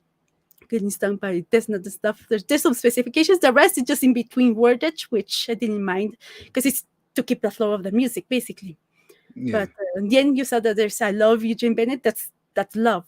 That's by definition. He didn't define. Okay, here's love. It's not restricted. Why do you restrict then my love if love is not unrestricted? Why are you irrationally hateful? Or what did he say? Irrationally antagonistic. It's a specific word he said, but he did not define love. Okay, there's no definition of it. The word, as I showed in the beginning of the video, gets stolen. Is love is as the play place. It's called the About Seven's Brave New World. Is what the scene of that place is. The woke walk and the BLM place. Yeah. The short video. That's their definition of the stolen love, the new one. If you don't define it, it's getting stolen. So he did not define. Okay, I'm showing you mine. It's just poking you back. That's love. It's showing you. If you poke me, okay, you do what I do unto others as you want to do yourself. Okay, I had wanted to chat up mostly about music, but he switched it up. So, okay, so that's what happened. So the same very next day, I was told by Cardinals, hey, do you want to go join the live stream on Sunday? Saying, okay, do you want to speak with Jim? Okay, there was no other context. Was he mad? Going to speak with Jim because he's mad, or we're trying to? I wasn't told anything else. While they were chatting and stuff, Quaco searching for all the pictures of trying to search with out of context, trying to say, "Hey, I got you," and stuff like that. So while I was also looking at Quaco's tweets, basically that's a different double-facedness. So they went after me. So it was interesting to throughout the days getting to see Quaco's tweets, but I never expect because he had one say that Papa Osler and everything. I'm with you guys. He does it. The Desnets are bad, but I'm with you guys. You guys are best. I'm with you all, and that's more of the Etzmo. You're an Etzmo. You're ready. And Etzmo came from. The people are saying non-Desnet also, and I had replied to him. Because he knows who I am. I don't know why he acted like as if I weren't. He knows who I am over a year. I was interacted. Replied to him with, "Hey, Papa Osler wants the third one of the Nephites to be gay." That's a very interesting choice. Why did you select him? And then in that very same tweet that has a screenshot, I did write down, I don't know who the other ad is. He has me blocked. That's Jim Bennett. Basically, I don't know who he was. Basically. He had me blocked since long ago, but I don't know why he blocked me. Even he didn't know I'm a woman. But every single other auntie on Twitter knows I'm a woman. I've always had it. So basically, he just follows what he's told, what he sees. He just vomits out what he sees, and then Quaco replied to me, "Stop." So that's when I replied to him, "Okay, I understand your plan. You're doing this on purpose." So that's okay. I get this message clear, very very clear. So I knew he was gonna use it somehow somewhere, but I never expected it. Like never came to it that he was ever gonna use it on me, on the live stream, taking the same tweets and everything. That's something like, and as my father says, I'm not good with English. I didn't know that context. Everything is if you stay quiet, those who speak a lot, they often tend to say more than what they're supposed to say, and that's where the live streams like, okay, let them speak, let them say their stuff, to then afterwards break it down. Because what else was I gonna do? Say everything that Quaco, he was already ready with his tweets. So, oh, look at this, okay? The other, oh, look at this other, okay? She was also condemned. We also condemned another one who was doing the similar thing. His account got suspended and stuff. Another got suspended. It was just how the public didn't know anything. They presented a narrative that they sustained. And that's something I don't like, the double-facedness is that, well, I'm not Desna anymore because of the things that as I'm going to make the Google Drive, but I stay constant and there's a consistency, but they while they get defended on everything, they're very different. They don't defend back. Those who defend them, it's just very, very backwards. And it's coming, not only did it come from DesNat, was from within the other side, as there was as I'm going to explain afterwards with the Google Drive images, it's all in order, in a different view. It's in different dive stream. But the same thing occurred there, that when they said one thing, they then said another thing afterwards. Okay, then live stream the same on this side. They then said another thing. Okay, then I had to tell Brad, I don't want to be neither DesNat anymore, nor speak of religion anymore. Just gonna focus on animation. That's when I'm not DesNat anymore. Not because, oh, I don't like this. No, I don't like. I'm not ashamed of what I did. So there's nothing to take back. Oh, that's something that Quaco was saying, trying to twist, saying, oh, I think you're seeing that there might be some regret. Like, I don't have any. I have that flag right there. It's like, yeah, it's like, as the Oak said, there's good, better, best. Okay, I'm going to something good, but I'm going to something better. And yeah, that's something that has to be spoken. It's double narrative. It is being anonymous in who they are in one place while presenting it in the other, and then framing it how they and in the live stream saying, oh, Brad, what have you seen in here? Well, where were you chatting and conversing with me? Then at the very moment act as if you didn't know me, to the public, to saying, bring their stuff. And he was making an alliance with Jim at the very moment, like, hey, DesNat also went after me. When he doesn't give that concept, like, they're very different scenario situations. It has nothing to do, and Jim Beden doesn't defend him while he was defending him. Well, Carden defended him as, oh, you cannot speak bad about Jim because he went after the CS letter. But Jim does not defend him. There's, as you can see, the tweets. Yeah, Jim. Speak. Oh, love, no contention, and even after the other live stream, that's what he was doing. It's something that they're doing right now. That they think they can keep the narrative, but if it's in the dark, it will eventually come to light. So that's the only advantage that Quaco did come even present those stuff after me, because I do know the actual stuff going on behind the scenes. And yes, I do have the screenshots. He deleted his whole Twitter as if, oh, nothing happened. He even posted a tweet saying like, oh, I'm not gonna fight anymore. Hello, anyways, just continue on. Basically, like, it's gonna be forgotten. Sure, I'm gonna put it on the side. And then the content that I'm gonna use, nobody will know because my Twitter is not up anymore. But that's a fault that he has no idea that, yes, people watch. Whatever you are, people watch, people take note, and that's what I was a fan, but I think I am a fan. So that's a big opportunity. I don't know what to think of Quaco because he went after me when I was a fan and stuff. And yeah, it's something that I don't like. Don't want to talk about religion anymore, and only reply about, hey, music, this, and then quickly just again the whole thing, true facing of everything. Yeah, there's a lot. I figured when I was watching it, and I think partially when you come at stuff the way we do, where I feel everybody should do this, but we all should have figured out over the past 4 or 5 years, whenever you're watching or listening to something, there's more angles to the story than what you're getting all the time. And we all should be in that world that we get that's what's going on at any sort of time. And it's one of the reasons I wanted to talk to you, is because I could kind of tell that you weren't getting your version out at all of what was going on. And I knew that there had to be more going on beyond the scenes there. I guess I could have figured Quaco was kind of playing some of that stuff against you guys. And that makes a lot of sense to me. Jim Bennett, I knew that he was misrepresenting some stuff. I just know it because I know that he does that. And but yeah, I wanted to get your point of view, and I still want to. Yeah, I would love to do an actual meme review and go over some of that stuff and look at it and think about and talk about like what the jokes are and all that sorts of stuff. And the other guys on the channel want to talk with you too and see it and have a chance to do it. But I do love your angle of show it and let it come out, or let it be what it is, and show don't tell, which is one of the executions. There's this saying that the left can't meme online, and that's one of the reasons that they can't do it, is because they have to put too many words on stuff. They have to put too many words in their memes. They can't ever just visually show it, or quickly drop a thing or quickly do it. However, like, there has to be some level of you that when you're sitting there getting misrepresented and they just let it go, and then you can't tell this backstory that just drives you crazy, that you're sitting there and saying, well, they're going to paint it all this one way and I don't really get a chance to say what my thing is.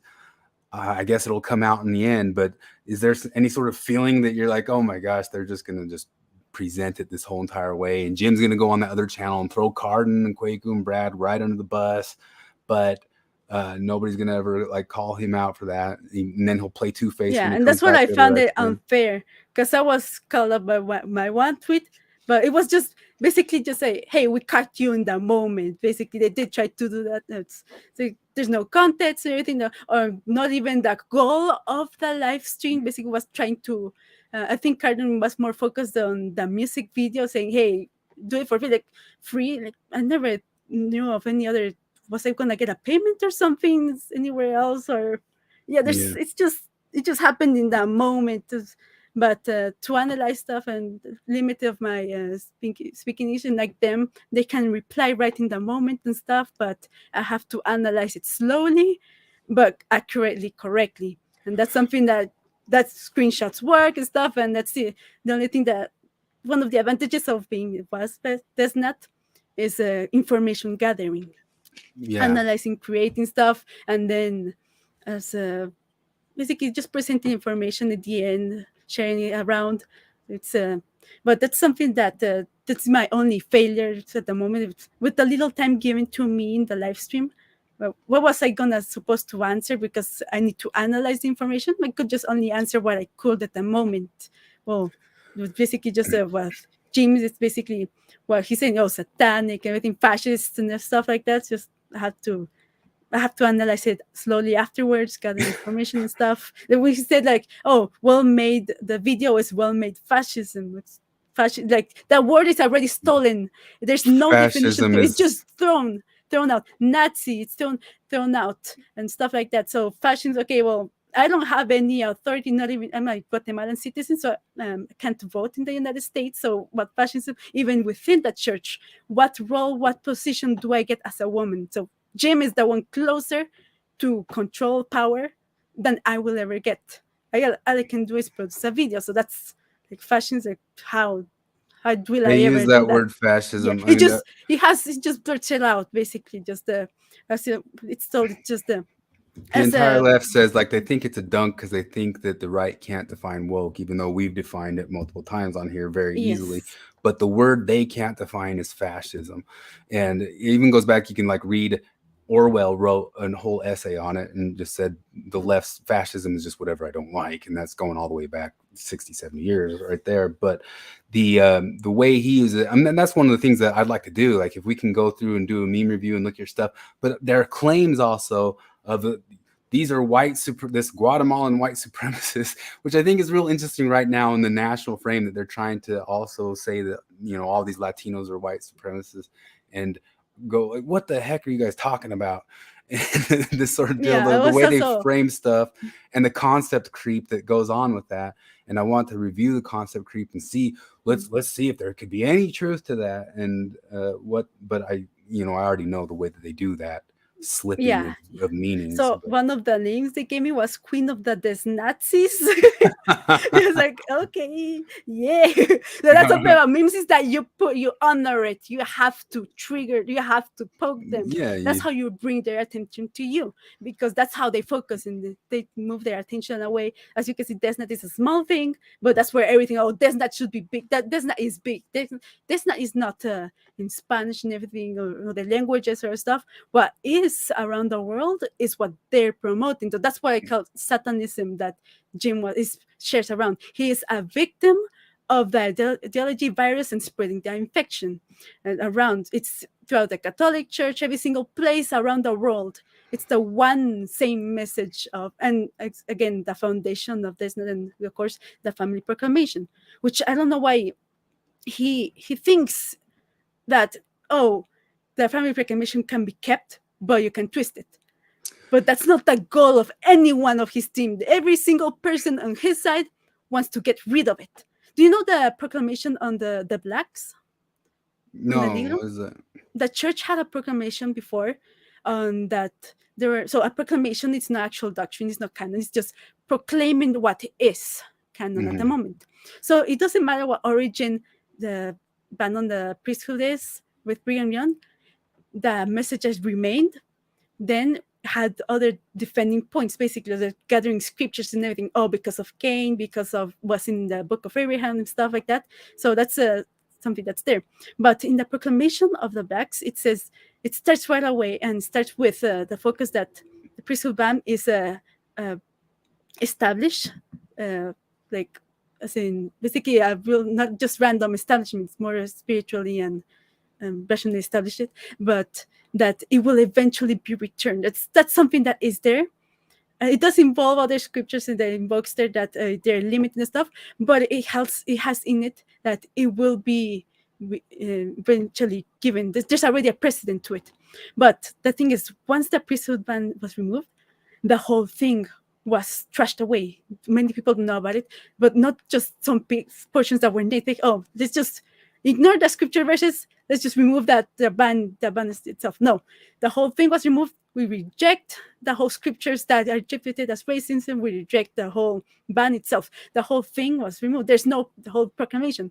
So that's one of the things that Jim doesn't get is, and even those on the left within this church is, let's just, if we can just remove the whole proclamation, then we can still keep some stuff. That's why they think, but no, the whole thing is connected. The whole thing will get removed. Do you know what their main God is? Even the Julie Hanks' main primary God is of the progressives within the church. What's that? Their main God. Their God? Mm-hmm. No. What's their God? Heavenly Mother. Oh yeah, the yes. Was the ash? Julie Hanks says, ask her revelation comes first. Calvin Burke, a gay member, progressive. Yeah, pray to her. She is the God. She's queer and everything. Every single one of them, they approve of Heavenly Mother, but they don't know what causes her to exist. Do you know what causes her to exist in the first place? Probably God. A father. Yeah. So there is nothing else on Heavenly Mother in the scriptures other than doctrine and covenants, that marriage sealing between man and woman, and then the other information of, Jesus spoke in the Book of Mormon to the brother of Jared, that as you see him in the spirit form, he will be once he's born and in the earth, and that's how he was in the resurrection, which is on Mark's. That's the continuum. But there's nothing else on her, as was told in General Conference.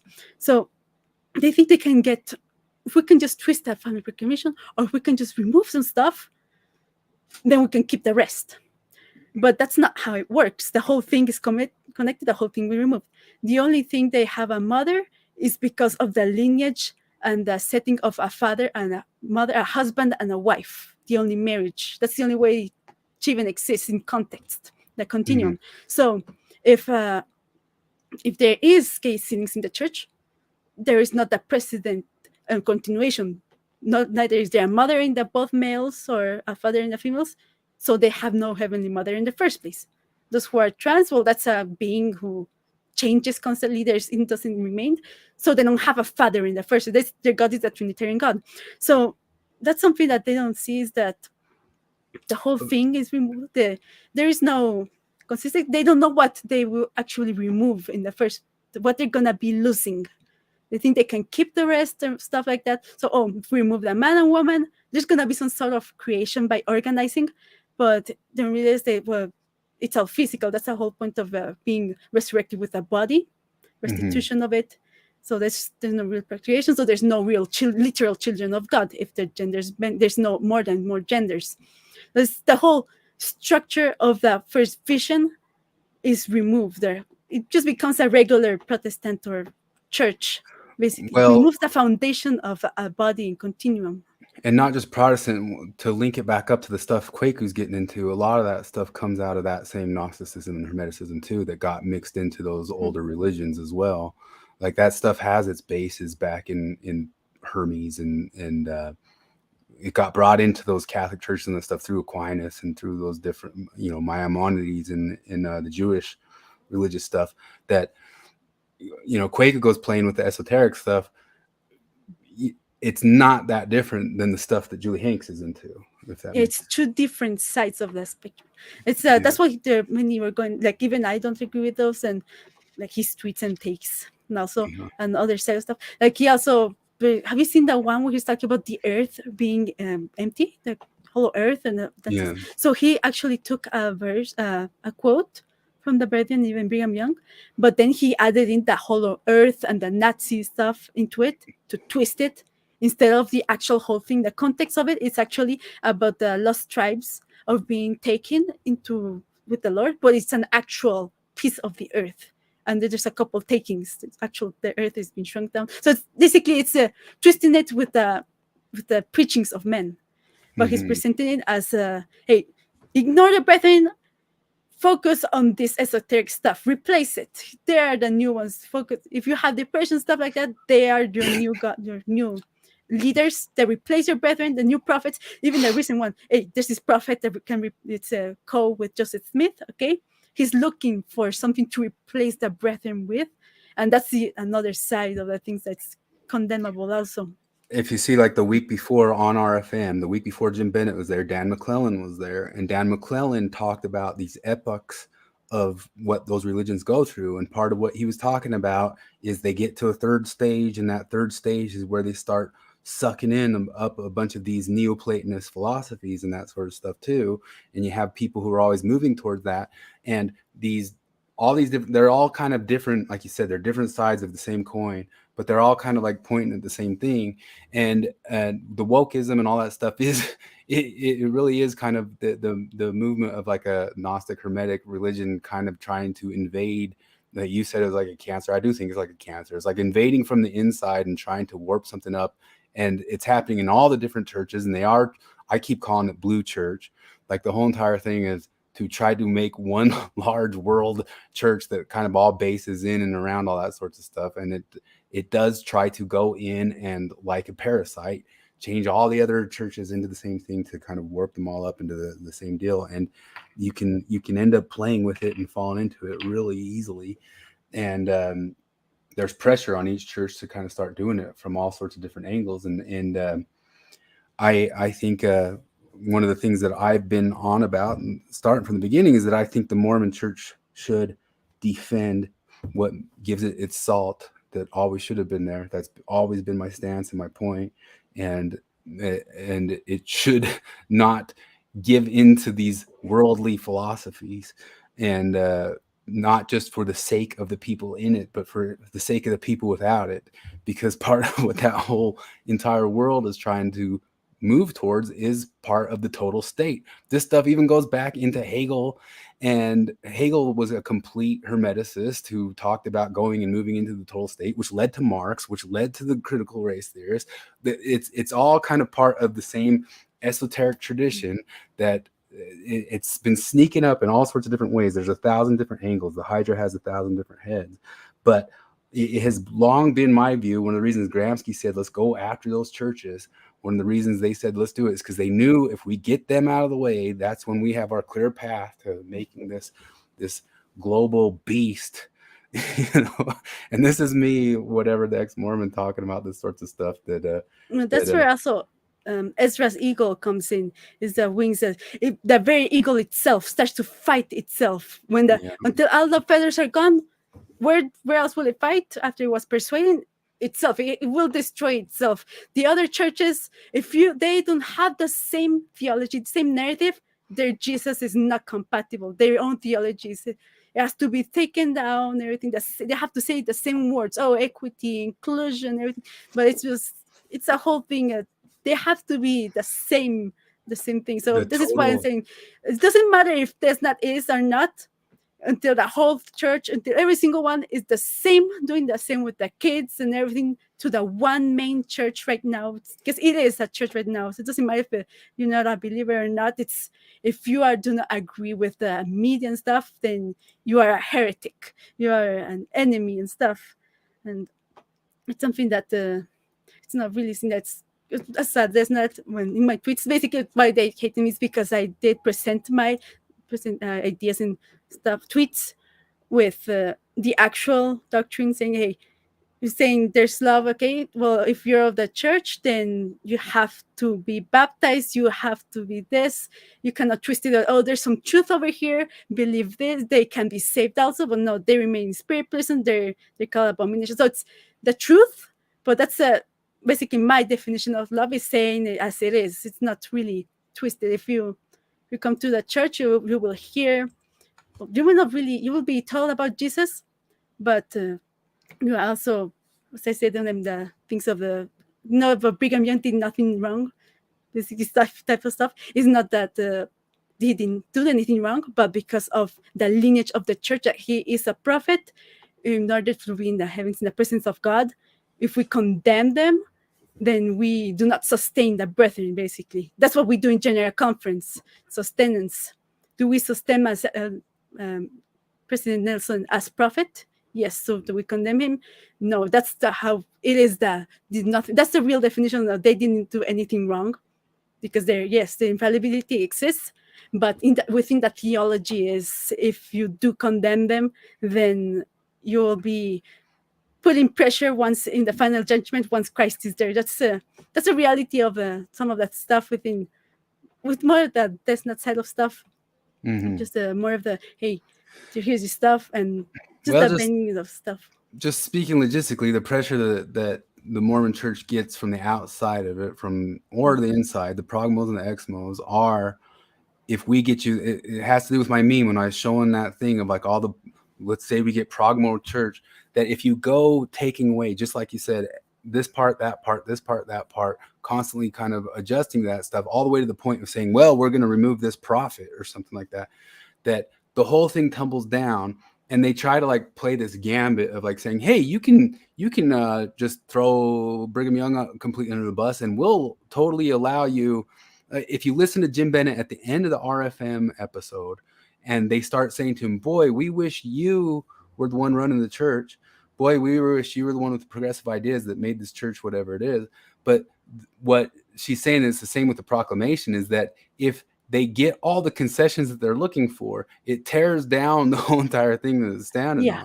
It gets to a point like you don't get to keep all that stuff.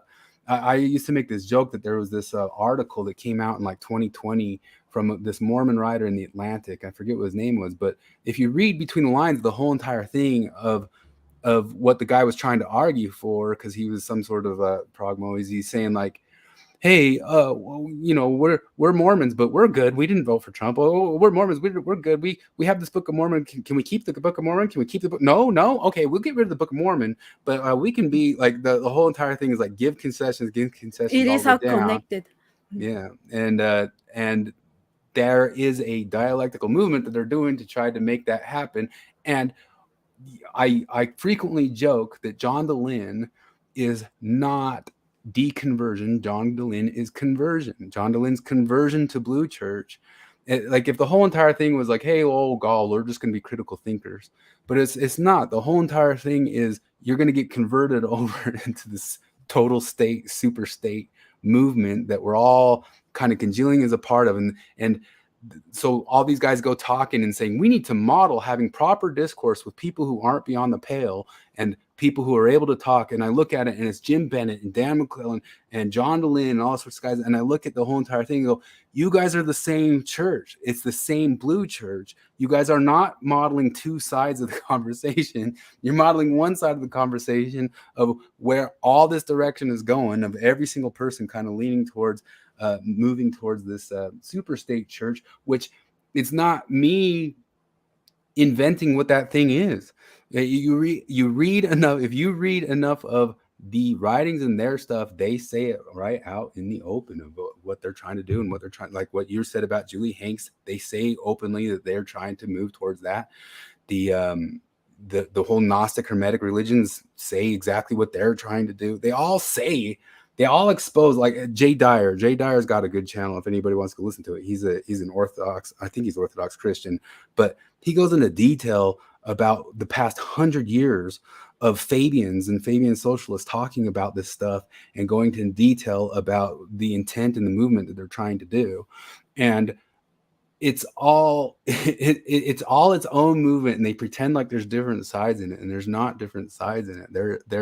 They're just circle jerking each other and pretend, and then saying that we need to have open discourse, but then blocking people like Guatemax out of the discourse entirely.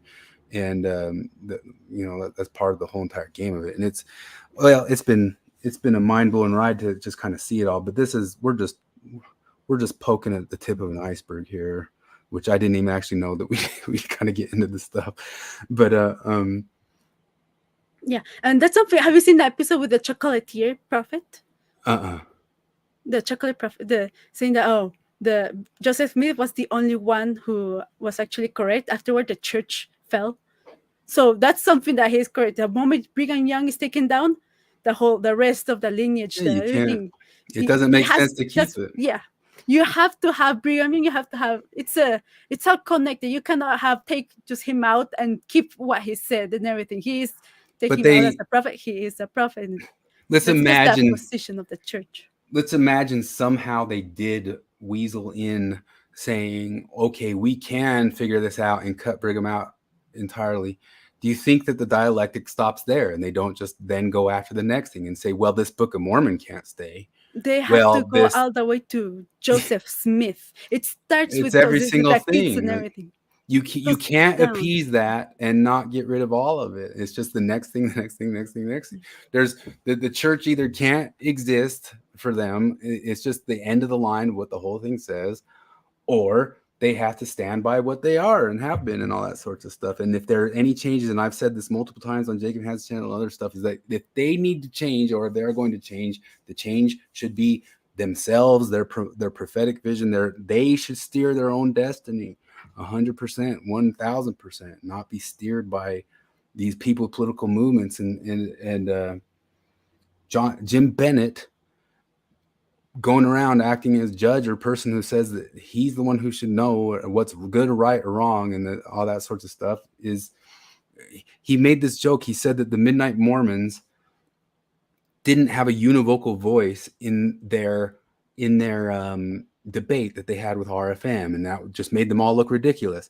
But then he said Jeremy Reynolds came after him and his CES letter answer saying this is just Jim Bennett's Mormonism. It's not in other people's Mormonism. He says, yeah, it's just unique to me Mormonism. So he contradicts himself right in the same podcast. He says that he just has his own unique Mormonism, right when he said those guys didn't have a univocal voice and all that sorts of stuff. And then it doesn't make any sense that they think they have the answers or they're supposed to have the answer and all that stuff, but at the same time, like the way stuff gets flipped upside down, that it's like a democratic process and that each person thinks that they're the ones who are running all that sorts of stuff.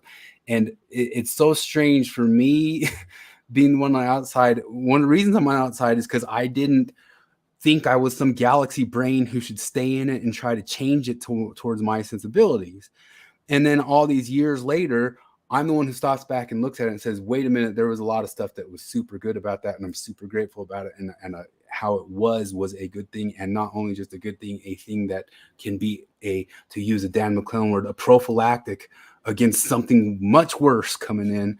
And the people inside of it, or the progmos inside of it, all think that they're the ones who can steer it properly. And you can go back to the people who've always talked about the hubris of thinking that you're the one who has all the answers for stuff is part of the moment that we're in. But my gosh, we've gotten into different weird territory that we should go into farther. But I'd like to do the meme reviews and do all that stuff and talk in the future. And I've actually got to probably get going. It's getting close to me needing to get off to running to work. But do you want to get together again and do meme reviews and maybe talk about the stuff more? And look at the screenshots actually afterwards, because I still have to gather them. It's like, they're all messed up. I can't, because some of this esoterica stuff I've been leaning at and thinking about and talking about for a while, and I always kind of avoid it because it gets super maybe weird for people who haven't heard it before. But it's there. It's 100% there. Like, we're not telling you this as people who are inventing it or we're sniffing the thing out. Like it's there. Like they say it. It's not that it's bad, but it's also it's that it's when it's being brought as a replacement. Studying, analyzing it, getting deep into it, yes, it's good. There's a couple of them, but then as a replacement and bring it as an explanation of things that to twist and bend. And they say, go here is the same as the Julie Hanson. The other say, hey, here's the deduction, but there's this other stuff. Go here, add this in within, and mingle it together. Yeah. So we should go. We should get deeper into looking at that stuff. It's something that Kevin, who's on my channel, has wanted to get deeper into. He likes the Ezra Eagle stuff as well, but he it's not just me. Like if you want to look at somebody on the outside of it who's been deep diving into it, James Lindsay's gone into detail about all this, how all this stuff comes from Hermetic, Gnostic religions, Theosophy, all that sorts of stuff. And Jay Dyer goes into detail about it. And there's a few other people. If you want to read somebody in history, you can read Sutton or Dutton and how this stuff even mixes in with the CIA and the UN and all that sorts of stuff. And we're not, you sound crazy, but you're crazy for saying what's there. It's just there. It's just there and in the stuff and in the stuff that they say. And you can pull mainstream biblical academic sources to have every single one of these things out right in the open of them admitting that this is the stuff that they're doing and trying to do and are a part of.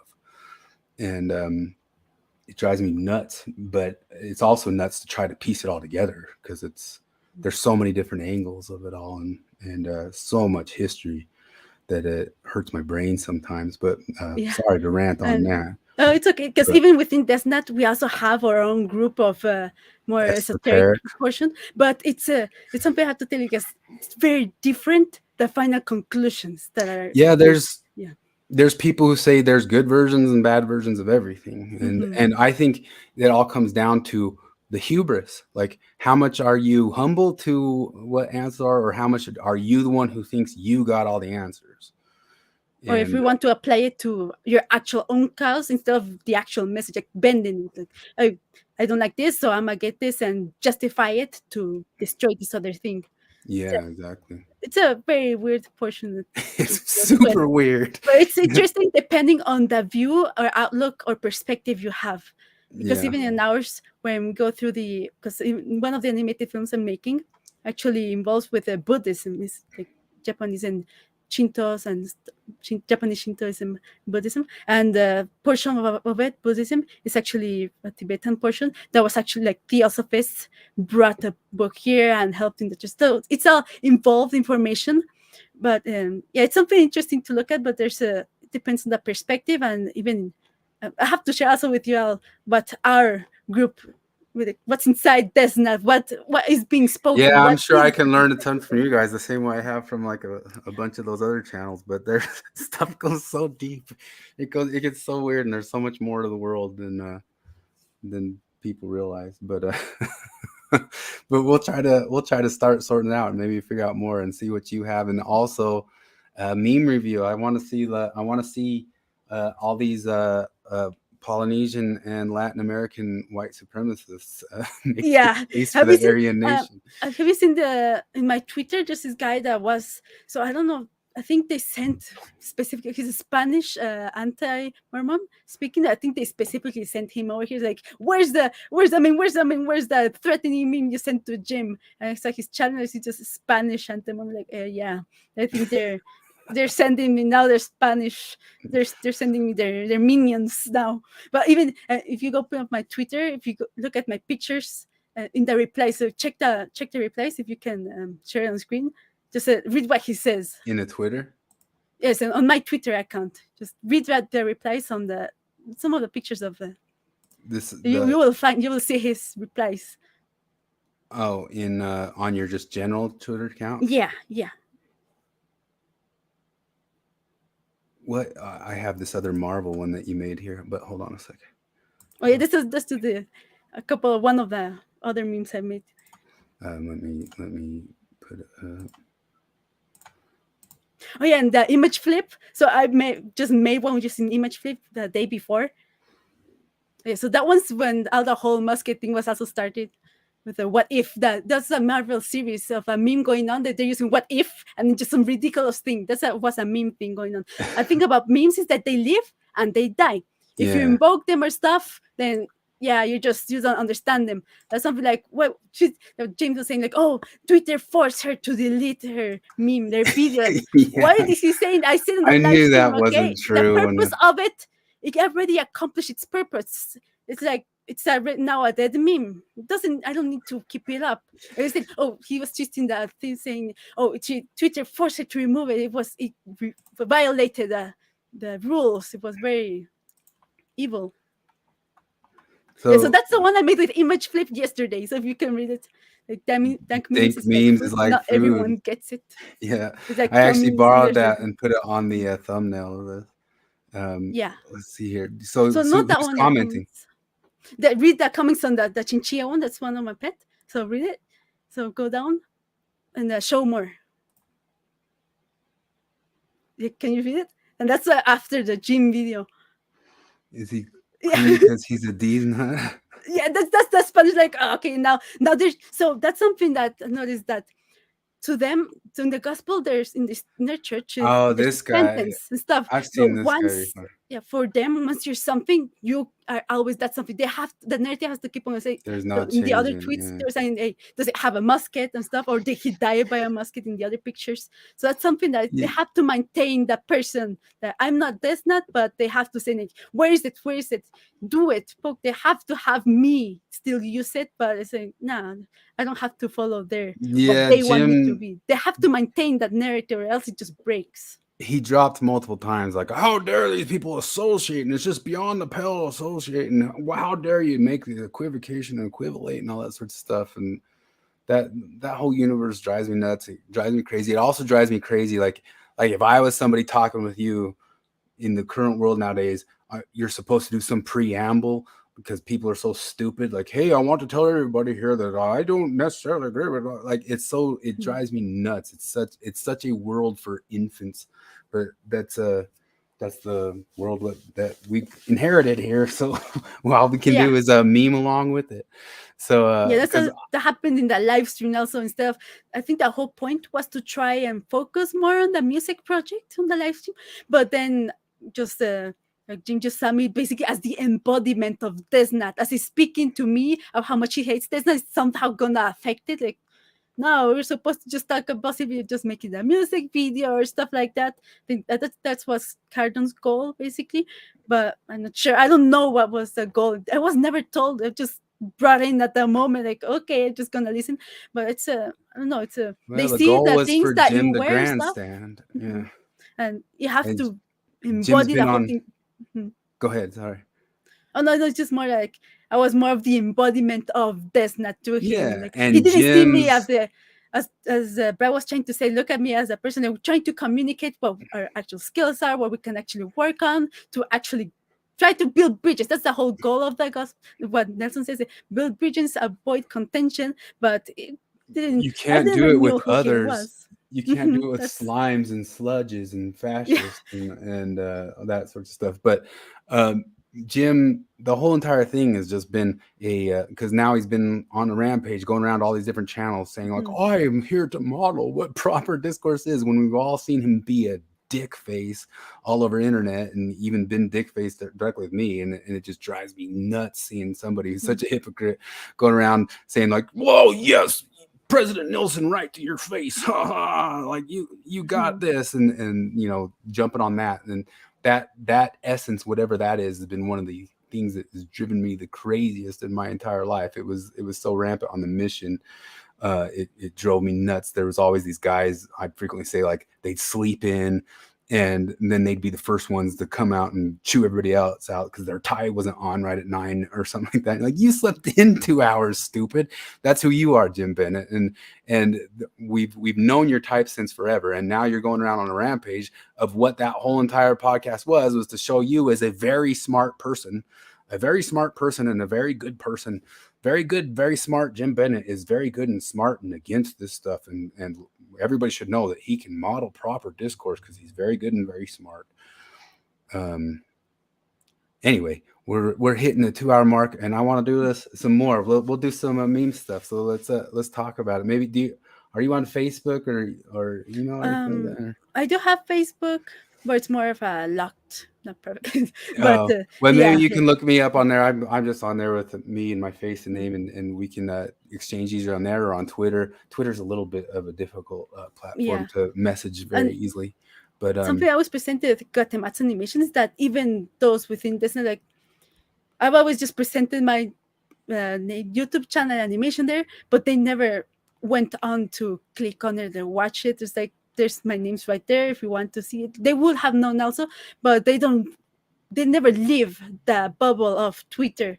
If it gives you a link somewhere else, they don't click it. They have to remain there or there. That's why there's only one perspective. Like, how do you not know my name? It's right there in every single one of my videos. But it's like if it's not religious, they do not interact with it. If it's religious, then yes, they do. But you have to keep it in their own within the small bubble. That's why those of YouTube don't know what was going on in Twitter. Those on Twitter don't know what's going on in YouTube. They're completely different bubbles that it has to stay within there. But they have to know information. Yeah, Twitter's hyper real. I mean, I think Mark, this is hyper real. James Lindsay, somebody who I mentioned a whole lot, he's frequently says Twitter's a certain way. When you're on Twitter, you're just there. You're there for memeing and for shit talking. That's what Twitter's good for. But the rest of the stuff, all your stuff on YouTube and all that stuff, I'd like to look at it too, because like the work is so good, like your animation is so high good school, and all that stuff. like, it's so good though. But and I'm so jealous that you're able to do that stuff. I wish I'd do that stuff all day, every day if I could do that stuff. But yeah, let's look at that and let's do some more. We usually go on Thursday nights. We do like a live, but we do other like stuff. And I'm sure Kevin, he's the believer on our podcast, and he's the full on in guy, and he's into Ezra Eagle stuff and all that sort of stuff. And we've been wanting to talk about it, and we are going to review some stuff from Mary Harrington and stuff coming up here pretty quick. But I'd love to keep talking and keep looking at the stuff and get your angles and point of views and the stuff that you guys know about the esoterica, because that's deep dives that I've been doing, and that dive is endlessly deep. So there's always more to learn about on it, and see what stuff and maybe some of those other things that were shared around by. I mean, Kwaku going down that route's been a strange thing from the start, and like I said, I know that some of those people are doing it in some of its weird way, some of its good way, and I kind of never knew exactly how Kwaku was taking it. But that thing that you posted was the first time I saw him kind of rank it higher in his religiosity than the other stuff. But it'd be interesting to learn more about that too. So we should do it again. Thanks for coming on, and let's stay in touch, and let's do some together, yeah, for sure. Miming at each other just because of some differences. That's something that it's good that there's differences, but we don't bash each other. There's no fighting like regular bullying that is going on with also Jim, that he's just bullying it, just basic elementary school bullying that is going on. Cry bullying, because then my animation services to him, whom I'm sure he has a great talents that can be used. Like, I'm an animator, but I'm not a singer or voice actor. That's where the talents are always good. But the way that's reactionary and one acts behind one backs, or it's just cry bullies. They complain about cry bullies, but like he goes and bullies, and then somebody says something to him, and whoa, and he just throws like a tantrum about it, and but that's so much of what ex-Mormons do too that drive me nuts. And the answer is, you got to just put out a dank meme. The Guatemax showed you how to do it. Well, take a lot of work to get that good at putting out that good of a meme. But anyway, yeah, let's do it again. I got to get running because I got to go do some stuff. But thanks so much for coming on and chit-chatting about this weird stuff. Weird internet esoteric world. Drama. Drama going on behind the scenes. For sure. Thanks a whole lot, Guatemax. I gotta run. I gotta zip on out. But yeah, we'll meet up again and keep talking about it. So thanks the whole time. Thank you. Bye bye.